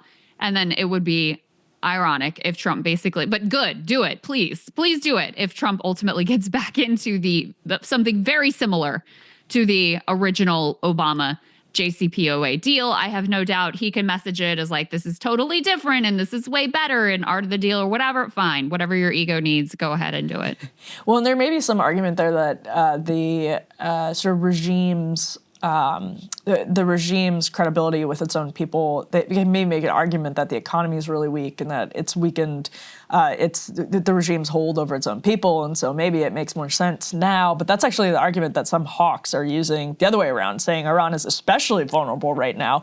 But obviously, I mean, there's so much history in the opposite direction, saying that when countries are vulnerable and desperate, that's actually really not the time to try to turn the screws on them when they are unpredictable and eccentric. So let's put, speaking of those pressures, C4 on the screen. This is John Bolton's take. I mean, this Bolton post about Witkoff is just gross. He says, Trump lacks strategy and vision with regard to Iran. While we do not know what Trump has the resolve to do, we do know Special Envoy Witkoff is busy building trust with the Ayatollahs. But the Ayatollahs aren't to be trusted. They have played us for over a decade, accusing Witkoff of trying to just build trust with the Ayatollahs foolishly, like he's some type of idiot. Well, if you're going to make any type of deal ever, it is built on trust, and that has to be the predicate for any type of negotiation. You can trust and verify, to paraphrase Ronald Reagan, John Bolton, but the idea that you can just make a deal with people who don't believe any part of the deal is going to be worth the paper it's printed on is, I don't even know where to begin with this, Krystal. I feel like just Bolton wants a war. He doesn't want there to be a deal because, I mean, obviously, I do think it's a very negative sign that people like Caldwell are being purged right now in terms of who's winning those internal battles. I think that's a pretty ominous sign. Well, and did you see in that Jennifer Griffin tweet that this was an investigation that came out of March 20th and March 21st? I mean, it's the timing, I think, is quite. Indeed. Why are we hearing about this now? And, if he was the one that leaked that, Elon was going to get briefed on our China war plans or whatever, that was a genuine public service. So thank you, sir, if you were, in fact, the one that leaked that piece of information, because that was a crazy, crazy situation. One of many crazy situations that's just we almost forget that it even happened. But yeah, I think it's ominous that whatever forces are trying to purge the more, frankly, America First factions within the Pentagon, I think that is troubling. And I think Trump's increasingly perilous political situation could be read in two different ways. One is he's long thought and said publicly, that he thinks, he thought Obama was going to start a war with Iran because it would be good for his reelection prospects, for example. So he might have this, I think, totally idiotic mindset that a war is good for politicians' approval ratings. He also may just look, he loves using war powers, right? That's his tariff justification is some national emergency. His Alien Enemies Act is martial law. He's exploring whether to invoke the Insurrection Act. Obviously, that's also sort of wartime or rebellion powers. And so he may also just the power that comes with being in charge during a war and how that can inure to his benefit. Or perhaps he is intelligent enough to realize that if he thinks he's got political problems now, good luck if you start a war with, that almost no one in the entire country, including your own base, wants to actually see the America involved in. That doesn't mean that, his base, the hardest core, they'll go along with wherever he goes. But the American public overall is not down for this whatsoever. They will absolutely reject some sort of hot war and escalation with Iran. So before we run on this block, Krystal, some interesting news just hit my inbox, which is, so we mentioned earlier, Steve Witkoff is negotiating in Rome over the weekend with the Iranian counterparts. Actually, we have a press release from the White House that I just got that says Vice President J.D. Vance and the Second Family will travel to Italy and India from April 18th to April 24th. Depending on the timing there, it looks like Vance will be in Italy during these negotiations in Rome that Witkoff is taking part of. And Vance, according to the Barack Ravid report and just what we know of J.D. Vance, is clearly aligned with Witkoff on this question. Some of the dynamics from that Signal chat may be pulled into these discussions about Iran going forward, actually. And that's quite interesting if Vance is sort of dispatching himself, or if maybe he's being dispatched by the White House to go in and be a wingman for Witkoff during these discussions. Yeah, absolutely. All right. A lot of dynamics to keep an eye on there. Yeah, absolutely. Let's move on to Harvard. While the Trump administration is escalating its war on Ivy League institutions in particular, let's put D1 up on the screen. Harvard is now under fire because the Trump administration, as everyone likely remembers, just from the last couple of days, has sent a letter threatening at least $2 million worth of funding. billion, yes. So $2 billion worth of funding. That could go up to as much as $9 billion worth of, again, federal funding to Harvard. Then what you see on the screen, if you're watching this, is MIT put out a letter. This is from Sally Kornbluth, the president, who said, "I write to bring you up to date on developments in two areas where recent government actions are interfering with the normal functioning of MIT, diminishing our ability both to serve the nation and to attract the world's finest talent." One relates to federal funding, the other to our international community. They say we are responding to certain federal actions by going to court. Now, this is all on the heels of what the Trump administration did with Columbia University. And there are competing reports on Columbia University's willingness to actually comply with this list of demands that the Trump administration has sent and said, we'll get into that in a moment, by the way, but what those demands are in particular, but has said your federal funding depends on X, Y, and Z being done. Columbia, there was a leak that said Columbia was assuring people privately that it wasn't actually going to comply with the administration's demands. Now it looks like Columbia is standing by its statement that it will comply with the demands to keep the federal funding. But Harvard is pushing back hard, like we haven't seen other universities do, but it seems like it's actually creating a template for other universities to follow. And Krystal, let's just get into this back and forth that Caroline Leavitt had with Peter Doocy. It wasn't really much of a back and forth, but this is what we heard from the White House yesterday. Follow up on something that you just said. Why do Ivy League schools get so much federal funding? It's a very good question, and it's a question the president has obviously raised in his discussions and negotiations with not just Harvard, but also Columbia and many other Ivy League institutions. We have the anti-Semitism task force, which the president promised and delivered on. The anti-Semitism task forces across the government, representatives from various federal agencies who meet on a weekly basis to discuss the question that you just raised. And I think a lot of Americans are wondering why their tax dollars are going to these universities when they are not only indoctrinating our nation's students, but also allowing such egregious illegal behavior to occur.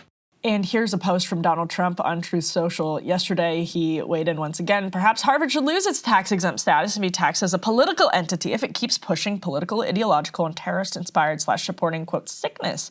Remember, tax-exempt status is totally contingent on acting in the public interest. Krystal, that is separate from the federal funding question. It's a similar question, but it's obviously a different question. Federal funding, what is being said, and maybe it's worth actually just bringing up D6 at this point. Sorry to skip ahead, control room, but this is an argument that has been made for generations in the conservative movement, that if you are getting federal funding, it is tied to complying with civil rights legislation, and this has actually been something that conservatives have pushed back on forever. And it was Rufo who really popularized the idea a few years ago now, that if Republicans regain power in the White House and the DOJ, et cetera, in the Department of Education, they should use that power to turn the screws on these Ivy League administrations that have benefited from this sort of relationship with the federal government, back and forth relationship with the federal government, to punish those universities for not being as open to conservative ideas as people on the right want to be. And it is true. I mean, like, Harvard is wildly, like, the faculty of Harvard is, it's not a balanced faculty at all. Like, I think we all know that these institutions lean left. So the plan was then to use the civil rights regime. Like, Title IX is a good example. Conservatives used to be against Title IX because it forced compliance with the federal government in the schools in ways that would sometimes, disproportionately hurt men's sports. We don't need to debate whether or not that was righteous and just, but conservatives used to be against it because it was using federal funding as a carrot in particular ways. So that brings us to D4. What is the Trump administration threatening Harvard over? Well, some of it is civil rights, but Michael Tracy points out that one of the bullet points, among the many bullet points in the Trump administration's letter to Harvard that kicked all of this off, is titled Reforming Programs with Egregious Records of Anti-Semitism or Other Bias. Krystal, I'm going to kick it to you on that point. Yeah, I mean, listen, I don't want to hear from Christopher Rufo or any of these people again about supposed, wokeness. This is the most woke authoritarian shit you could possibly imagine, including effectively what they want from Harvard is some sort of MAGA affirmative action program both in terms of the students coming domestically and abroad, and in terms of the professors. They also, I mean, there's just all kinds of ridiculous demands here. And the demand that you get rid of DEI does not sit easily with the demand that you also, do everything to combat anti-Semitism. Like, the whole thing is just, the specifics of it are almost less important than the fact that this is about the Trump administration, just as they have with media, just as they have with lawyers, just as they have with the courts, trying to bring to heel institutions that they see as ideological adversaries and potential alternative power centers. It is also a very classic authoritarian playbook, right? They want to be able to ultimately control what is taught, who teaches it, and what students get into the school. Now, to zoom out, because the Columbia thing is, I think, important. Harvard was seemingly planning to kind of comply. They got an initial list of demands from the Trump administration, things like banning masks, that they were like, yeah, we can probably live with that. Then they got a more elaborate list from the Trump administration, the one that Michael Tracy is referencing there. And they saw that when Columbia tried to comply with what the Trump administration wanted, it's not like the Trump people are like, okay, you're good to go. Thank you. We've art of the dealed it. We're good to, all no harm, no foul. No. Columbia's capitulation only led to more and more demands. Now the federal government is seeking a consent decree with Columbia that would give them direct power over, over that university, and specifically have taken over the Middle Eastern Studies Department. Harvard is extremely wealthy. I think it's one of, if not the wealthiest school in the country, in terms of it has like a $50 billion endowment. Yeah. If anyone was going to stand up and fight, it was Harvard. And so I think watching the way that things went down with Columbia, they realized that there was no choice but to stand up for themselves. And the fact that MIT then rapidly follows in their footsteps, I think, is an indication that you will see more of a united front from the university system in trying to stand up to what are, ultimately like insane and like peak woke kind of authoritarian demands coming from the Trump administration. So, I think those are kind of the dynamics that are playing out here, is that they realized they were not going to make them go away by attempting to comply with the things that they ultimately wanted. And, last thing on this question of like, oh, well, why do they even give federal funding, right? A lot of this is like research grants. Harvard does a lot of medical research. They run a bunch of hospitals. A lot of the larger $9 billion that would be threatened, that's like funding that goes to a number of these hospitals. I know there were some researchers who already were, I think one that was researching tuberculosis, if memory serves correctly, like their grants are already being pulled. So that's the sort of thing that a lot of this money is ultimately going towards, in case people were wondering. It won't be easy for Harvard to make up the multi-billion-dollar gap, because their endowment comes with certain restrictions about how the money can be spent, et cetera, et cetera. But I think they feel like they have the firepower to be able to fight this, and that, frankly, they really don't have much of a choice.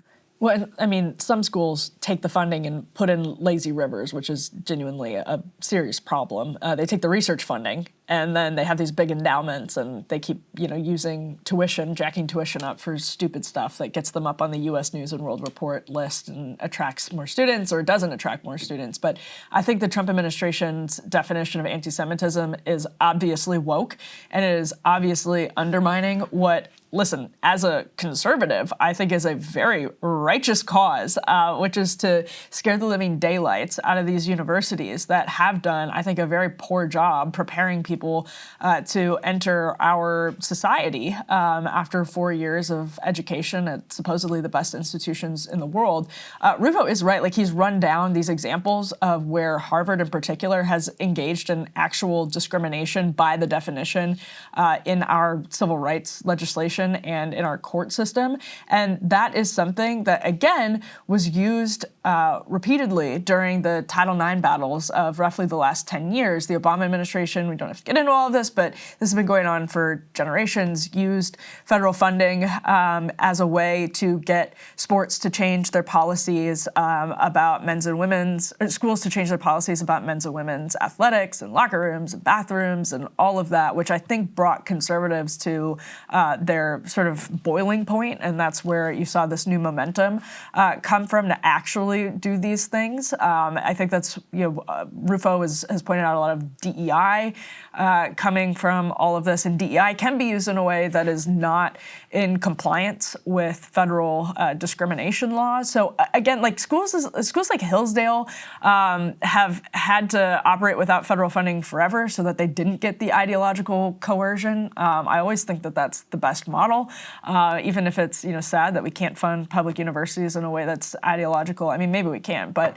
ideologically beneficial to everyone. But anyway, all of this is to say, the woke definition of anti-Semitism is like undermining, I think, a pretty legitimate conservative policy argument here, because you end up scooping people like Ozturk off the streets of suburban Boston and then claiming the moral high ground on free speech. Like, it's just completely stupid. On, by the way, a generational opportunity to flip the script on the left and actually like get some genuine concessions out of schools. I'm not talking about like quotas and affirmative action for conservatives, but just like scaring the living daylights out of them to like just using the money that they have in a way that is actually beneficial to the public. That's all great. I think that's fantastic. But this is completely, you do not have the moral high ground when you're scooping kids off the street for op-eds. I mean, it's just stupid.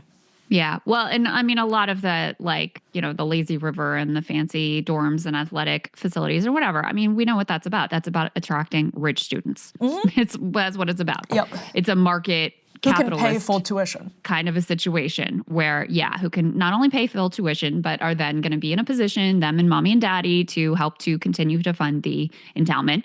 The direction I would go in is, public funding for colleges and making tuition free, or at least much more accessible.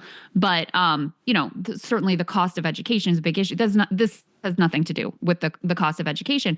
And even on the DEI piece, like, this is specifically about these Ivy League universities, although there's some, I think the number is 60 universities across the country that have gotten similar letters. They're not all, Ivy League. I know the school I went to, University of Virginia, was one of the people who got these letters of like, threatening them. Basically, you have to do X and Y and Z in order to continue to receive your federal funds. So it's not just the elite, but they like picking the fight with the elites very publicly because they feel like they're on more solid ground there in terms of their kind of ideological framing. But, these broader executive orders about DEI, something that, I am in certain ways sympathetic to, because I do believe in like a colorblind meritocracy. Yeah. Well, I don't really believe in meritocracy, but I do believe in the colorblind aspiration. And I think that the sort of like extremes of wokeism with as emblematic, Ibram X. Kendi and these sorts of people went too far. But also these executive orders, it could be interpreted to ban the teaching of things like redlining, the history of redlining, the accurate history of Reconstruction, the accurate history of slavery and Jim Crow. And that is a tremendous step backwards. And it's also, this is part and parcel of a playbook of like, wanting to control history. History is always contested. Wanting to control the narrative that we're allowed to tell, the story we're allowed to tell about ourselves, and to erase how central the battles over race and racism have been in this country.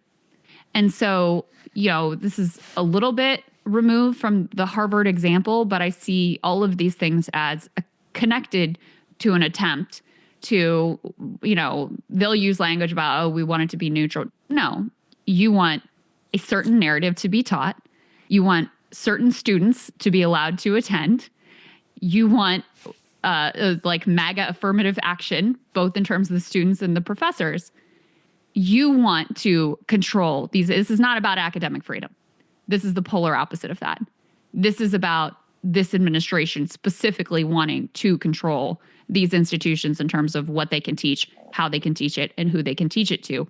Even including, they wanted to, one of the demands from Harvard was that they should be vetting all international students for quote unquote anti-American sentiment. Well, what does that mean? What does that mean? You know, are you allowed to be, you know, have a critique of the Iraq War? Are you allowed to have a critique of Tesla? You know, are you allowed, you know, certainly are you allowed to have a critique of our policy vis-a-vis the Middle East? Those are the sort of like authoritarian woke demands that were laid at the feet of Harvard. And, you know, the last point I'll make about this, just zooming out from education, is I do think as Trump has become more unpopular and as there has been a visible grassroots movement in the streets to push back against him, et cetera, I do think it has bolstered the courage. You're starting to see a little bit more galvanized resistance from these, you know, cultural institutions, whether it's Harvard. The media is being a little bit more outspoken. There's still a lot of problems there.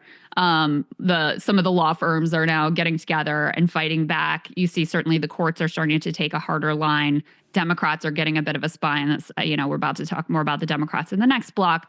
So you do see some of these elite institutions getting their act together to push back a little bit. And I guess you could say that with regard to like some of the business institutions on the tariffs too. Huh. Yeah, that's an interesting point. I mean, if people want to read a good book on this, Age of Entitlement by Christopher Caldwell is a short read, and it was hugely influential. I mean, I've seen some people point to the book Richard Hanania wrote a couple of years back, but Caldwell is the book that really was influential on the right at kind of mapping out how civil rights legislation and then its process of moving through the courts over the course of decades allowed the federal government to use a lot of that for ideological purposes. And what you're describing, Krystal, is the Trump administration saying, all right, screw it. Like, we're not going back to neutrality, which is what a lot of, or quote unquote neutrality, there's no such thing as real neutrality, but sort of this pro-American, pro-Western civilization sense of consensus on in society that used to exist. Whether or not that's good or bad, that was the aspiration of a lot of critics of this, actually on the left and on the right, mostly on the right for a long time. But this is the Trump administration saying, screw it. This is about our agenda items. And that's where I think this definition of anti-Semitism is dragging down what is a great project overall. And it is it's a huge unforced error. I don't know who in the administration is pushing this so forcefully without listening to any of the feedback on it.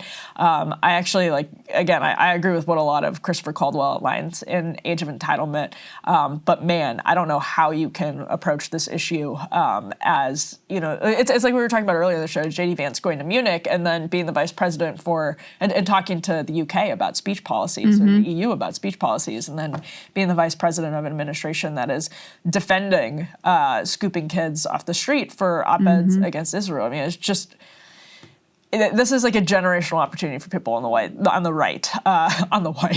Maybe that'll amuse some people. But on the right, that is being like just utterly squandered. And I do think, by the way, that the way that civil rights bureaucracy has been wielded by the left has been intentional in some cases, not in every case, but I do think, you know, there were abuses of it that were for ideological purposes over the course of the last however many decades. That doesn't mean that the right thing to do is do it yourself. Like, it's stupid, whatever. Yeah, I mean, anti-Semitism is the cudgel that's being used to, you know, embrace, it's truly authoritarian tactics. I mean, that's what we're talking about here. Both, I mean, and I'm not just talking about with regard to universities, but certainly with the snatching up these kids off the street and, you know, cracking down on speech and dissent, forcing universities to, you know, either kick kids out of school who are American citizens. I mean, this isn't just about immigrants either, the actions that have been taken. And so they've adopted this, like, the most hyper woke language you could possibly imagine about, like, safe spaces and microaggressions. Anti-Zionism is anti-Semitism. That is, I mean, we saw this argument made at a Senate hearing recently from a rabbi. That's right. Matt Walsh pointed out, actually, of all people, that this is exactly what Ibram X. Kendi has argued. You know, Natalie Winters, I was talking to her yesterday from Bannon's War Room. She makes a great point that, like, and you would still disagree with it, Krystal, but like anti-Americanism would have been politically a better framing for the administration than this definition of anti-Semitism that is also anti-Zionism. Now, where you and I might disagree with that is, okay, now that you have defined anti-Semitism as anti-Zionism, I'm going to need to see you outlining exactly what you think anti-Americanism is, because I'm not sure that I trust that definition at this point. So if they want to do anti-Americanism, which they are trying in like some different ways that aren't as, I think, front and center as the anti-Semitism point, then they should enumerate exactly what they're looking for when they're telling schools to screen for anti-Americanism. I would be very curious to see that because, personally, I'm like, yeah, maybe you shouldn't bring people here who hate the United States, and there are people who hate the United States, but what are you going to do to screen for that? Is it going to be people who didn't like the Iraq War? Is it going to be people who don't like Israel and the way that it's treated Palestine? I mean, it's just like... Or who aren't a fan of Elon Musk, who, South African born. I personally would like to screen this administration for anti-American sentiment, given that they want to turn us into El Salvador and and apparently are not acquainted with the First Amendment and freedom of speech or, whatever requirements for due process either. So Dems can do that as soon as they get the power back. They can do it again, right? But that's that's part of this. I mean, if you want to write the template to be exploited in terms of deportation and all of that, I mean, here's the template for Dems. Yeah, if we make it there. All right, well, let's talk about Dems and what's going on with them, because there are a lot of interesting developments. Let me go ahead and start with this. So AOC and Bernie have been doing this Stop Oligarchy tour, and they've been going to all these like super red places. I'm talking about like Idaho and Utah and getting insane crowds, bigger crowds than Bernie ever got in either of his presidential runs. And he was also famous, like Trump, for attracting significant crowds. Let's just take a look at a little bit of one of their recent rallies and some of the way he's interacting with AOC and also the energy of the crowd. Now, I want to say a word about my daughter. No, I want to say a word about Alexandria and why what she's doing is so important. And here's the story. 6 years ago,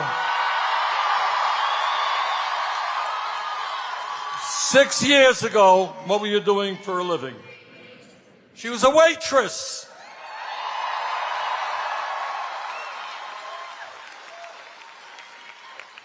But she looked around her and she saw a society that was fundamentally unjust and in many ways ugly to the people in the community in which she lived in New York City.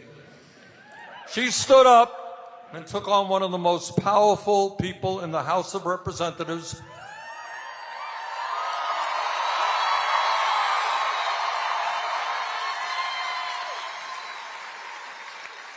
And she started with almost no money against the guy who had unlimited funds, and she beat him. Okay.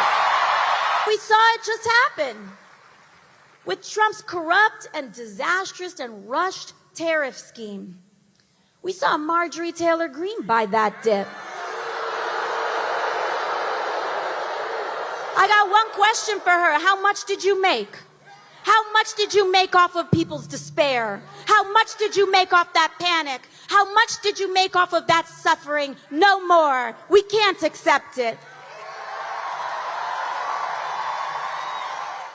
And I think, Emily, what you've seen as Bernie and AOC, they were first out of the gates. They launched this tour. They've been all over the country. They're attracting these just absolutely blockbuster crowds everywhere. They're putting up a fight. They have a strategy. And then you see the centrists like Chuck Schumer, who are completely adrift, have nothing to say, out of touch with the moment, putting up no fight, capitulating to the Republicans in the one moment that they have leverage, et cetera. And watching this dynamic play out has completely shifted the Democratic base in ways that we have not seen before, where they are disgusted with their own leadership, very different from last time Trump was in office, where Nancy Pelosi and Adam Schiff and all these people were heroes.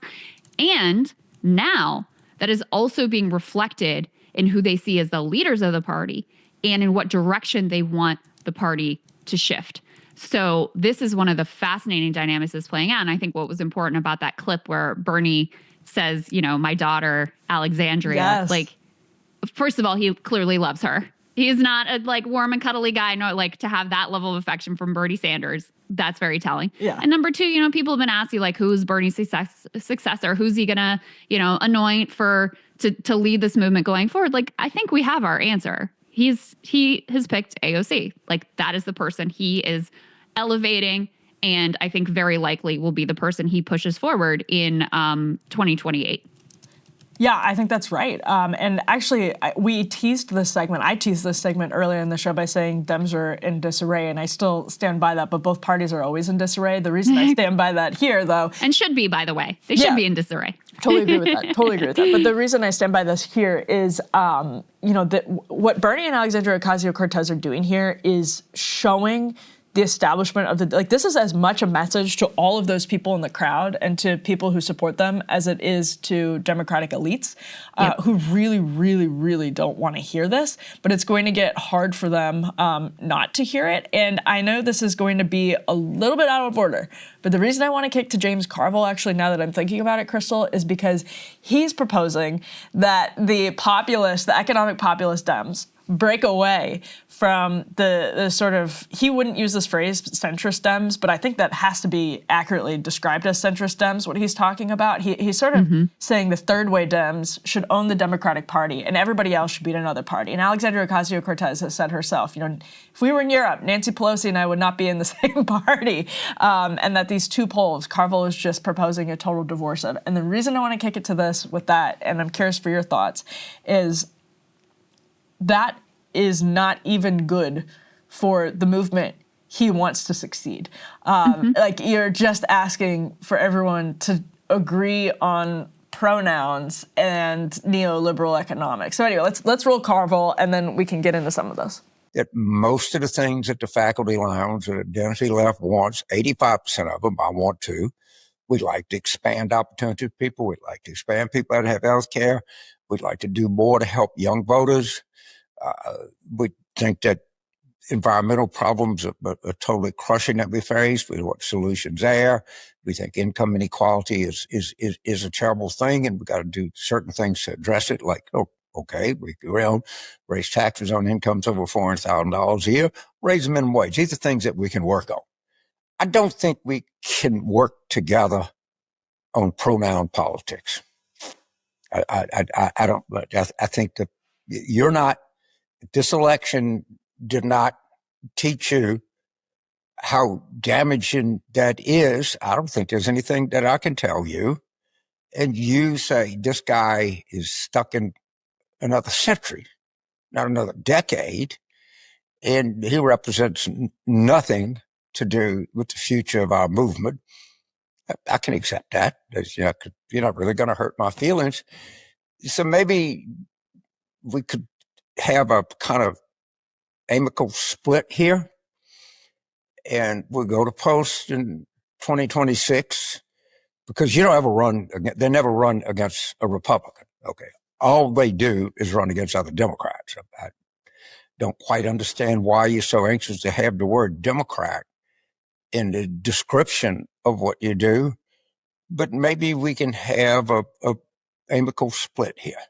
Krystal, this is a very bad time for James Carville to be making this argument, because the split screen is AOC and Bernie Sanders drawing record crowds in red states. Right. And you want them out of your coalition? Like, what are we talking about here? On a message of economic populism, quote, fighting oligarchy. Right. Because here's the thing, as like previously AOC would have been the emblem of that like faculty lounge language that he talks about. Okay. She's out there like, Marjorie Taylor Greene's insider training and stop oligarchy, and they're coming for your Social Security and your Medicare. Like, she is fully on the economic populist message. And, you know, Bernie always has been more or less fully on the economic populist message. So talk about being out of touch and missing the moment. And also, by the way, if you're like setting up your tent pole of who wants to come over to the James Carville version of the Democratic Party versus the AOC and Bernie party, I got to tell you, there aren't going to be a lot of takers on your side, because even people like MSNBC, Nicole Wallace, I'm hearing things coming out of their mouths that I never in my wildest dreams would have imagined, because they, I think, were chastened by the fact that Joe and Mika made their trip to Mar-a-Lago and there was such a massive backlash and the network was sort of like cratering. And they took their cue of like, okay, we have to at least align with the part of the Democratic Party that wants to stand up and fight back against Trump. Because otherwise, what are we even doing here? Like, why do we even exist? And we will have 0 people watching us and they will all hate us. So they've followed the ratings. And the people who are demonstrating, as you said, how to fight and putting on the class for all of the Democratic elites are AOC and Bernie. So you even have people like Nicole Wallace, who is out there, former George W. Bush spokesperson Nicole Wallace, out there praising the Bernie and AOC Stop Oligarchy tour. Take a listen. And we should say AOC and Bernie Sanders have been traveling the country and generating crowds that size, Christy, all over the place, and not just in Democratic strongholds. There is an appetite for economic populism that there hasn't been in many years. And here comes AOC. We have the next element we could put on the screen. This is a poll.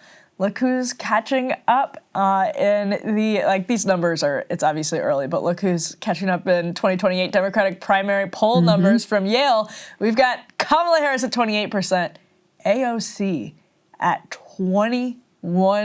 21%. So, Krystal, to your point, if Bernie chooses Alexandria Ocasio-Cortez as his heir, man, things are going in quite a good direction for populists on the left. We can put the next poll, this is the next element, we can put this next poll up on the screen. Among Democrats, here are the net favorables. AOC is up 62%, plus 62%. Harris, plus 59%. So that's close, but Harris right now probably, I mean, she's just getting off a presidential run, so that's even a failed presidential run with name recognition and all of that. It's helpful. It's just kind of like the default, yeah. Yeah, but and then you see who's there at the bottom. Pritzker? Stephen A. Smith and John Fetterman. Yeah, but anyway, the argument that, and I will say, Bernie and AOC, I think, have learned from the last 4 or 5 years in politics and are not leading with identity messaging in a way that I think AOC genuinely did struggle with. Ryan documents that in some of his book. Like, that really was a stumbling block for some left populists. But I think, and maybe the right is underestimating this, they have learned from that. And James Carville is underestimating that too, yeah. Apparently, I'm like, who are you even talking about? Like, the pronouns are out of the bio. You won. Like, that's, you know. Yeah. Go look at who is the emblem of that sort of politics, and she's touring the country, getting massive crowds, many of whom were not Bernie supporters, talking about how we're going to fight back against oligarchy. And probably Trump supporters, by the way. Yeah. No, I mean, some of those people there probably are Trump voters. Very possible. In Idaho, very possible. If you're going to Idaho, there's going to be some likely Trump supporters there. Yeah, 100%. And, you know, the thing that to me is even more noteworthy, because, you know, it's one poll, whatever, who knows, other polls have said other things, etc. But the thing to me that was even more noteworthy is if you could put the last element up here on the screen. As long as I've been following these polls, when you ask Democratic base, do you want the party to move to the left, to move to the right, or to stay the same? They generally say they should be more moderate. Now, I've always said, usually people's version of moderate is like, they should increase Social Security and they should increase the minimum wage. It's like very economically populist. But, you know, maybe that was cope. I don't know. So in January, end of January of this year, that continued to be the trend. 45% of Democratic base voters said they want the party to be more moderate. Only 29% said more liberal. Now, in a new poll, things have completely shifted. Now you have a majority, 50%, who say they want the party to be more progressive, 24% who say that it should stay the same, and only 18% that say it should become more moderate. Now, again, I think these terms are very squishy. The one poll says liberal, the other says progressive. Maybe progressive is better branding, et cetera, et cetera. But when you see this big of a shift, I do think it signifies something going on here. Because again, who are the people that they're seeing who are actually fighting? I mean, this is all the Democratic base wants. They want people to fight back against Trump. And who is fighting back against Trump? It's the progressives. So they're like, yes, we need to do that more. And I think that is what is causing this real sea change within the Democratic base and their conception of who their leaders are, who their leaders should be, and the way that the party should orient itself going forward. James Carville got Bill Clinton elected so we could get on the path to WTO. I mean, it's just like... Well, and not to mention, Emily, his whole thing like, oh, they only run against Democrats. DLC was all about taking over the Democratic Party and like kicking out the establishment Democrats. Yeah. So like, you know, there's a lot there. The last thing I'll say is this just reminds me so much of what happened on the right in 2012 after Mitt Romney lost. The Republican National Committee at this time under Reince Priebus, if I'm remembering correctly, put out what is known infamously in Republican circles as the autopsy. And that autopsy called for the Republican Party to quote unquote moderate on issues like immigration, social stuff. And you can, I mean, if you read it now, you can tell it's just sort of dripping with anger over kind of Tea Party voters. And what that missed is Republican voters, to the exact point that you were making, actually some of this populist stuff is moderate to voters. It's not moderate to DC because it's fairly radical for the clients of many people in Washington, D.C. and the influences in Washington, D.C. It's radical to their bottom lines and to the way that they do business. But most people would be like, oh, campaign finance reform?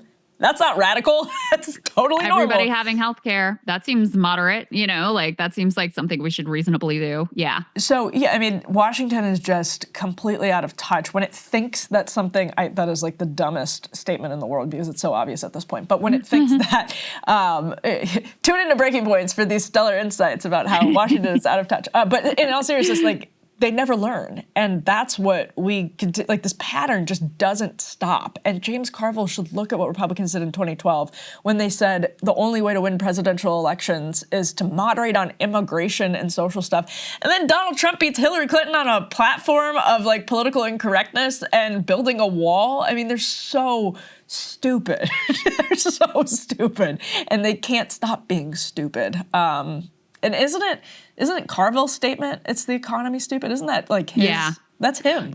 I mean, and this has been the case. This has been the case since the advent of, you know, the rise of the Bernie movement. You see the energy for this guy.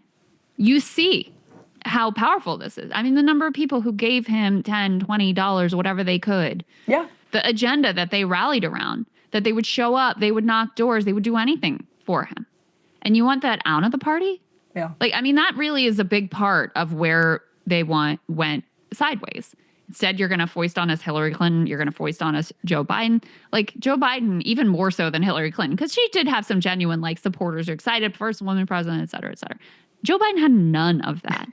And then you're like, oh, why aren't we cool anymore?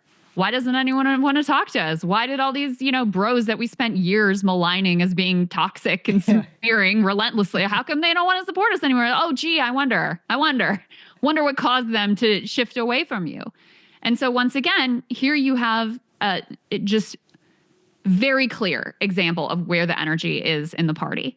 And you still have people like James Carville. And I would say also like the Ezra Klein abundance movement thing, like, no, not that thing which is garnering massive amounts of energy and which people are responding to in real time. No, that can't be the message of the party. It's like, you know, sometimes you have to put the think tankers aside. Sometimes you have to even put, you know, some of the like focus group tested popularism stuff aside and just see where's energy, what works. And, you know, the Democratic base is going to have a say in the future direction of the party. And it's very clear right now what direction they are heading in. By the way, some of those bro podcasters, Rogan, for example, support universal health care. Maybe that's why Bernie sat down with him. I mean, it's such a mess. And their solution is exactly what the Republicans was in 2012. And Trump woke the Republican Party up to what their base actually wanted. So that's what AOC and Bernie Sanders are trying to do in a less Trumpian way. We'll see how that goes. Let's move on, Krystal, to housing. Speaking of things Democrats struggle with, and get to our guest. So one of the issues we've really tried to consistently cover on this show, because it is so central to literally everyone, is the issue of housing.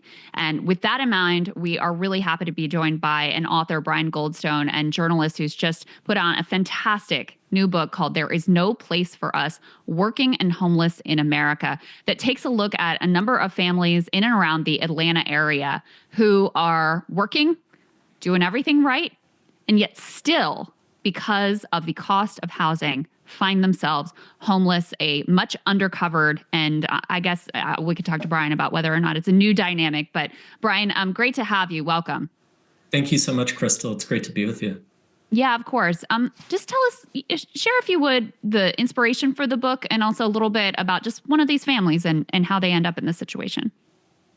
Yeah, so I first got launched into the subject when my wife, who's a nurse practitioner, was working at a community health center here in Atlanta where we live. And she was just stunned by this trend that she was seeing where, patients who were working at like Walmart or McDonald's or driving for Uber and Lyft, when they finished their shifts, they weren't going to an apartment, they were going to shelters or living with others or sleeping in the very cars they had just done, an airport run in for Uber and Lyft. And so as she told me about that, I was shocked. I was like, I haven't, in all of the reading I've done about homelessness, I've never seen this sort of discussed, this phenomenon of the working homeless. And so I ended up writing a magazine story for the New Republic about it. And even when that was over, I felt like I had only scratched the surface. And one of the families who I profile in the book, who I followed, I think their story really illustrates this trend,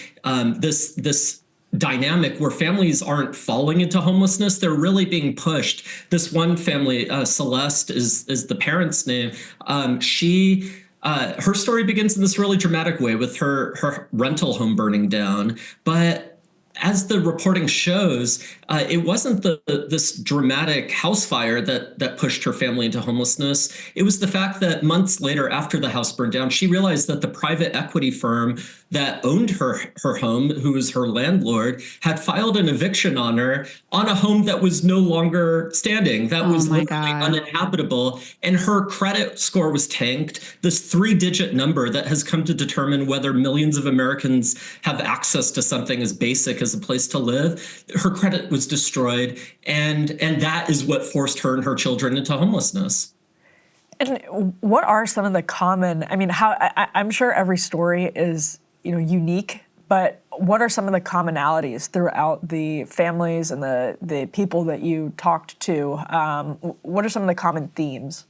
Yeah, each of the 5 families who I followed over several years, to write this book, they all have really singular, really distinctive stories and journeys. But I think what comes through really clearly is the common denominator that the reason so many people are becoming homeless in this country is because they don't have access to housing they can afford.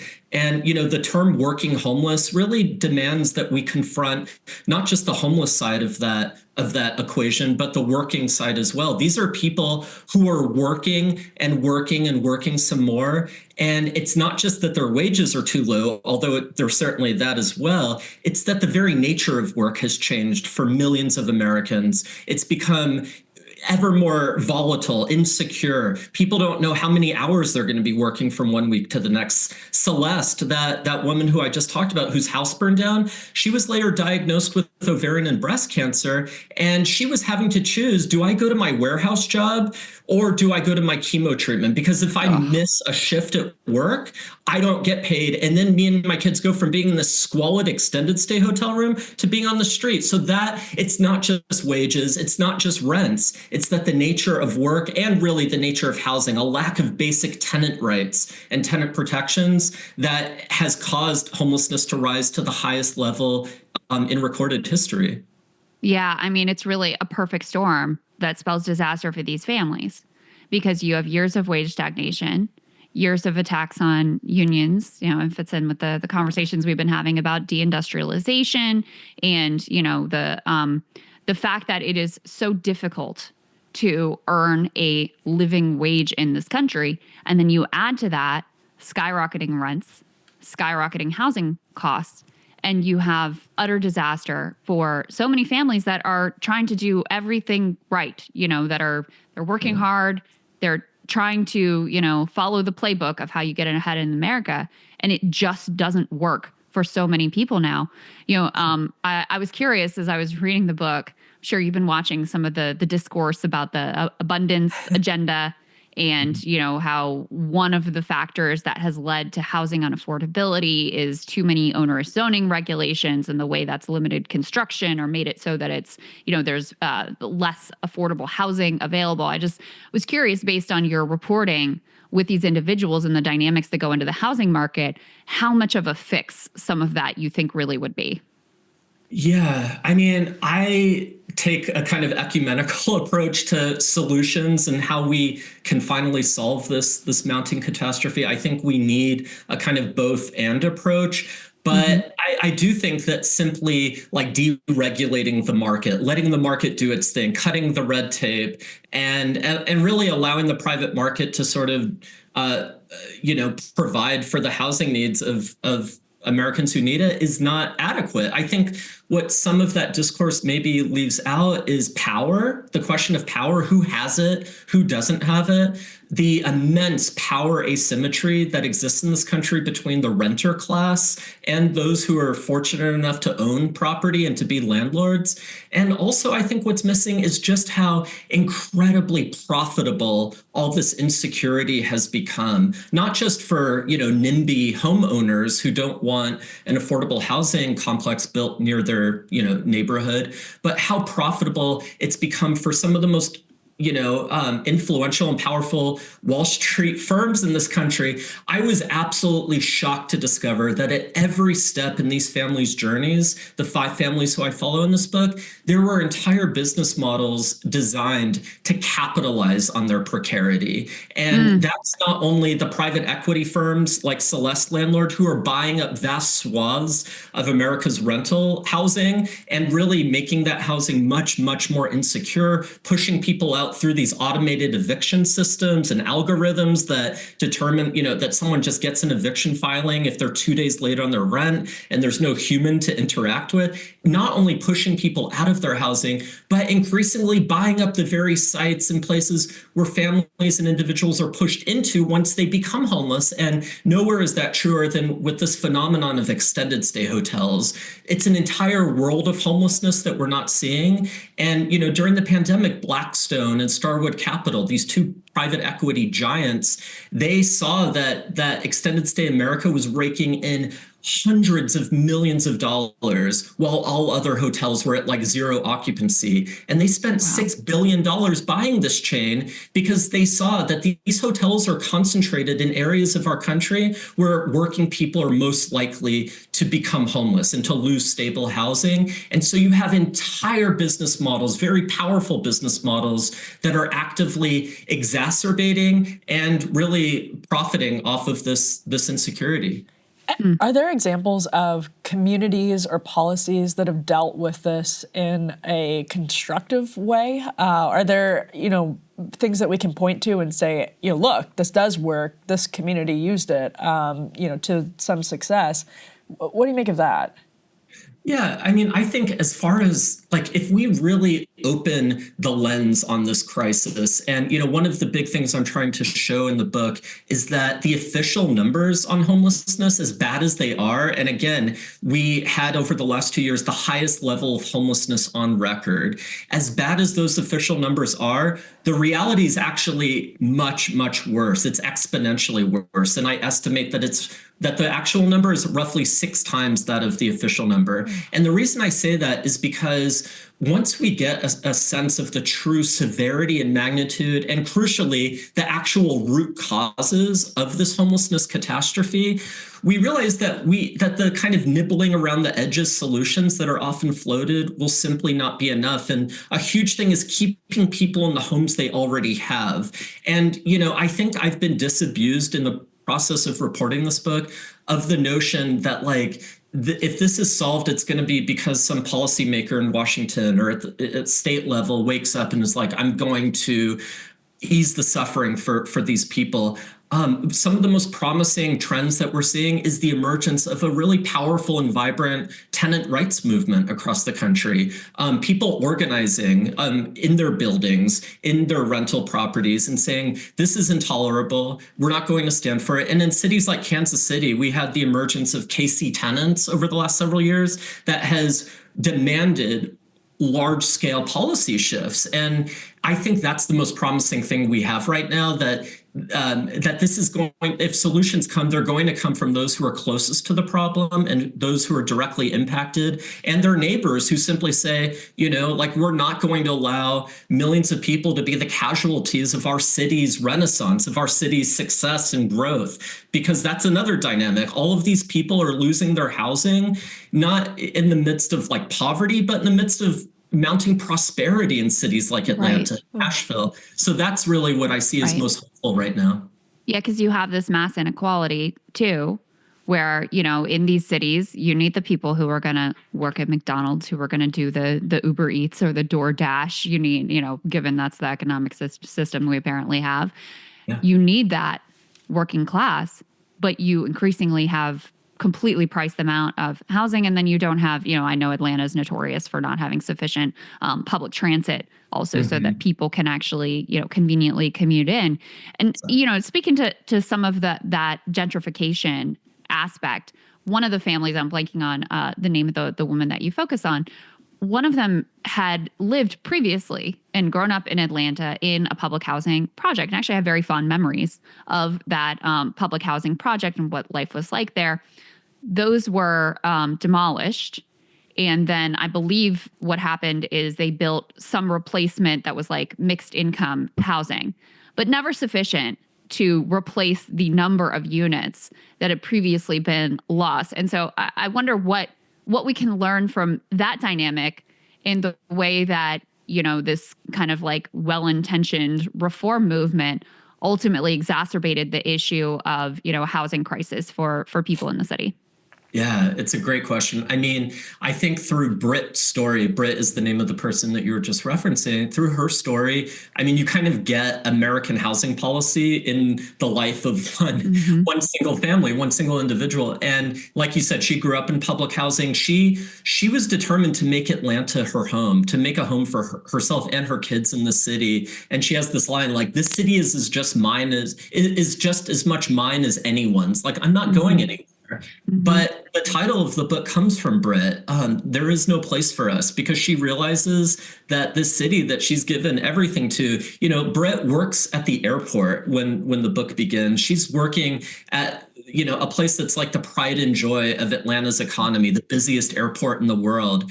And I think it's important to note that one of the most perverse things that this book documents is that the working homeless, these are not people on the fringes of society. They are the people whose labor, whose bodies are powering the very growth that, again, perversely, is not just pushing them out of the neighborhoods they grew up in, but pushing them out of housing, stable housing altogether.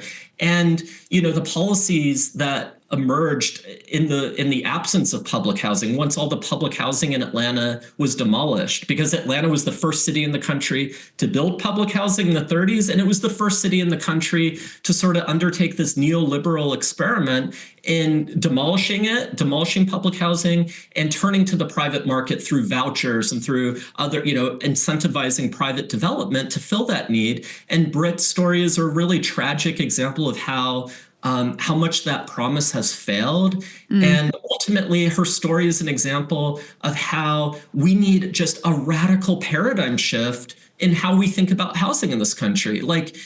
Housing is, as it's currently conceived, is just auctioned off to the highest bidder. One caseworker in the book refers to it as the housing Hunger Games.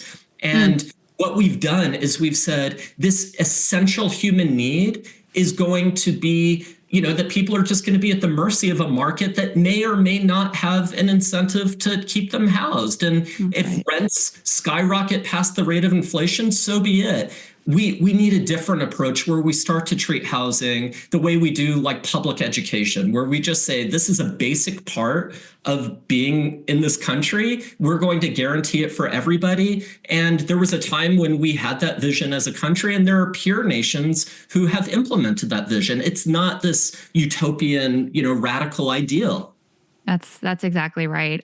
Well, the book, it will break your heart. If you read it, it will absolutely break your heart. But I really recommend it to people because you have so many examples of, people who they win what they consider as like the lottery. They get the voucher to be able to help them afford, housing, and just how that process is all but, fraught with insecurity and no guarantees, and creates this housing Hunger Games situation you're talking about. You go through some of that history and just the dynamics that people are really dealing with on a granular scale. It very much reminded me of the work of Barbara Ehrenreich. So highly recommend it to people. And Brian, thank you so much for taking some time both to explore this issue, which I do think there's a complete blind spot in society for, and also to join us today and help us understand your work. Thank you so much. It's really meant a lot to talk to you. Our pleasure. Krystal, that was depressing, but I think a very important discussion. Thanks for bringing that guest to us and for being here today. Yeah, my pleasure as always. And yeah, I really genuinely recommend the book, even though it will absolutely break your heart multiple times as you read it. But it's so important to understand what's going on in this country. And Emily, always a pleasure to get to chat with you. And guys, I'll be in like normal with Sagar tomorrow in the studio. So I will see you then. And then, one last thing. We made it official. Friday show is now every week, every Friday. We're committing to it. We're doing the thing. And with a bonus second half that's just for premium subscribers. So thank you guys so much for supporting us and making that possible. We'll see if Sagar decides to show up. Fingers crossed. Well, as everybody learned, he's got some things going on right now. Yes. So he's a busy man. He's a busy man. Yeah, he is more than forgiven. Yeah, but the two of us are always happy to slum it with Ryan. So we will see everyone on Friday for that show. BreakingPoints.com for a premium membership if you want that second half. Otherwise, we'll be back here with more tomorrow.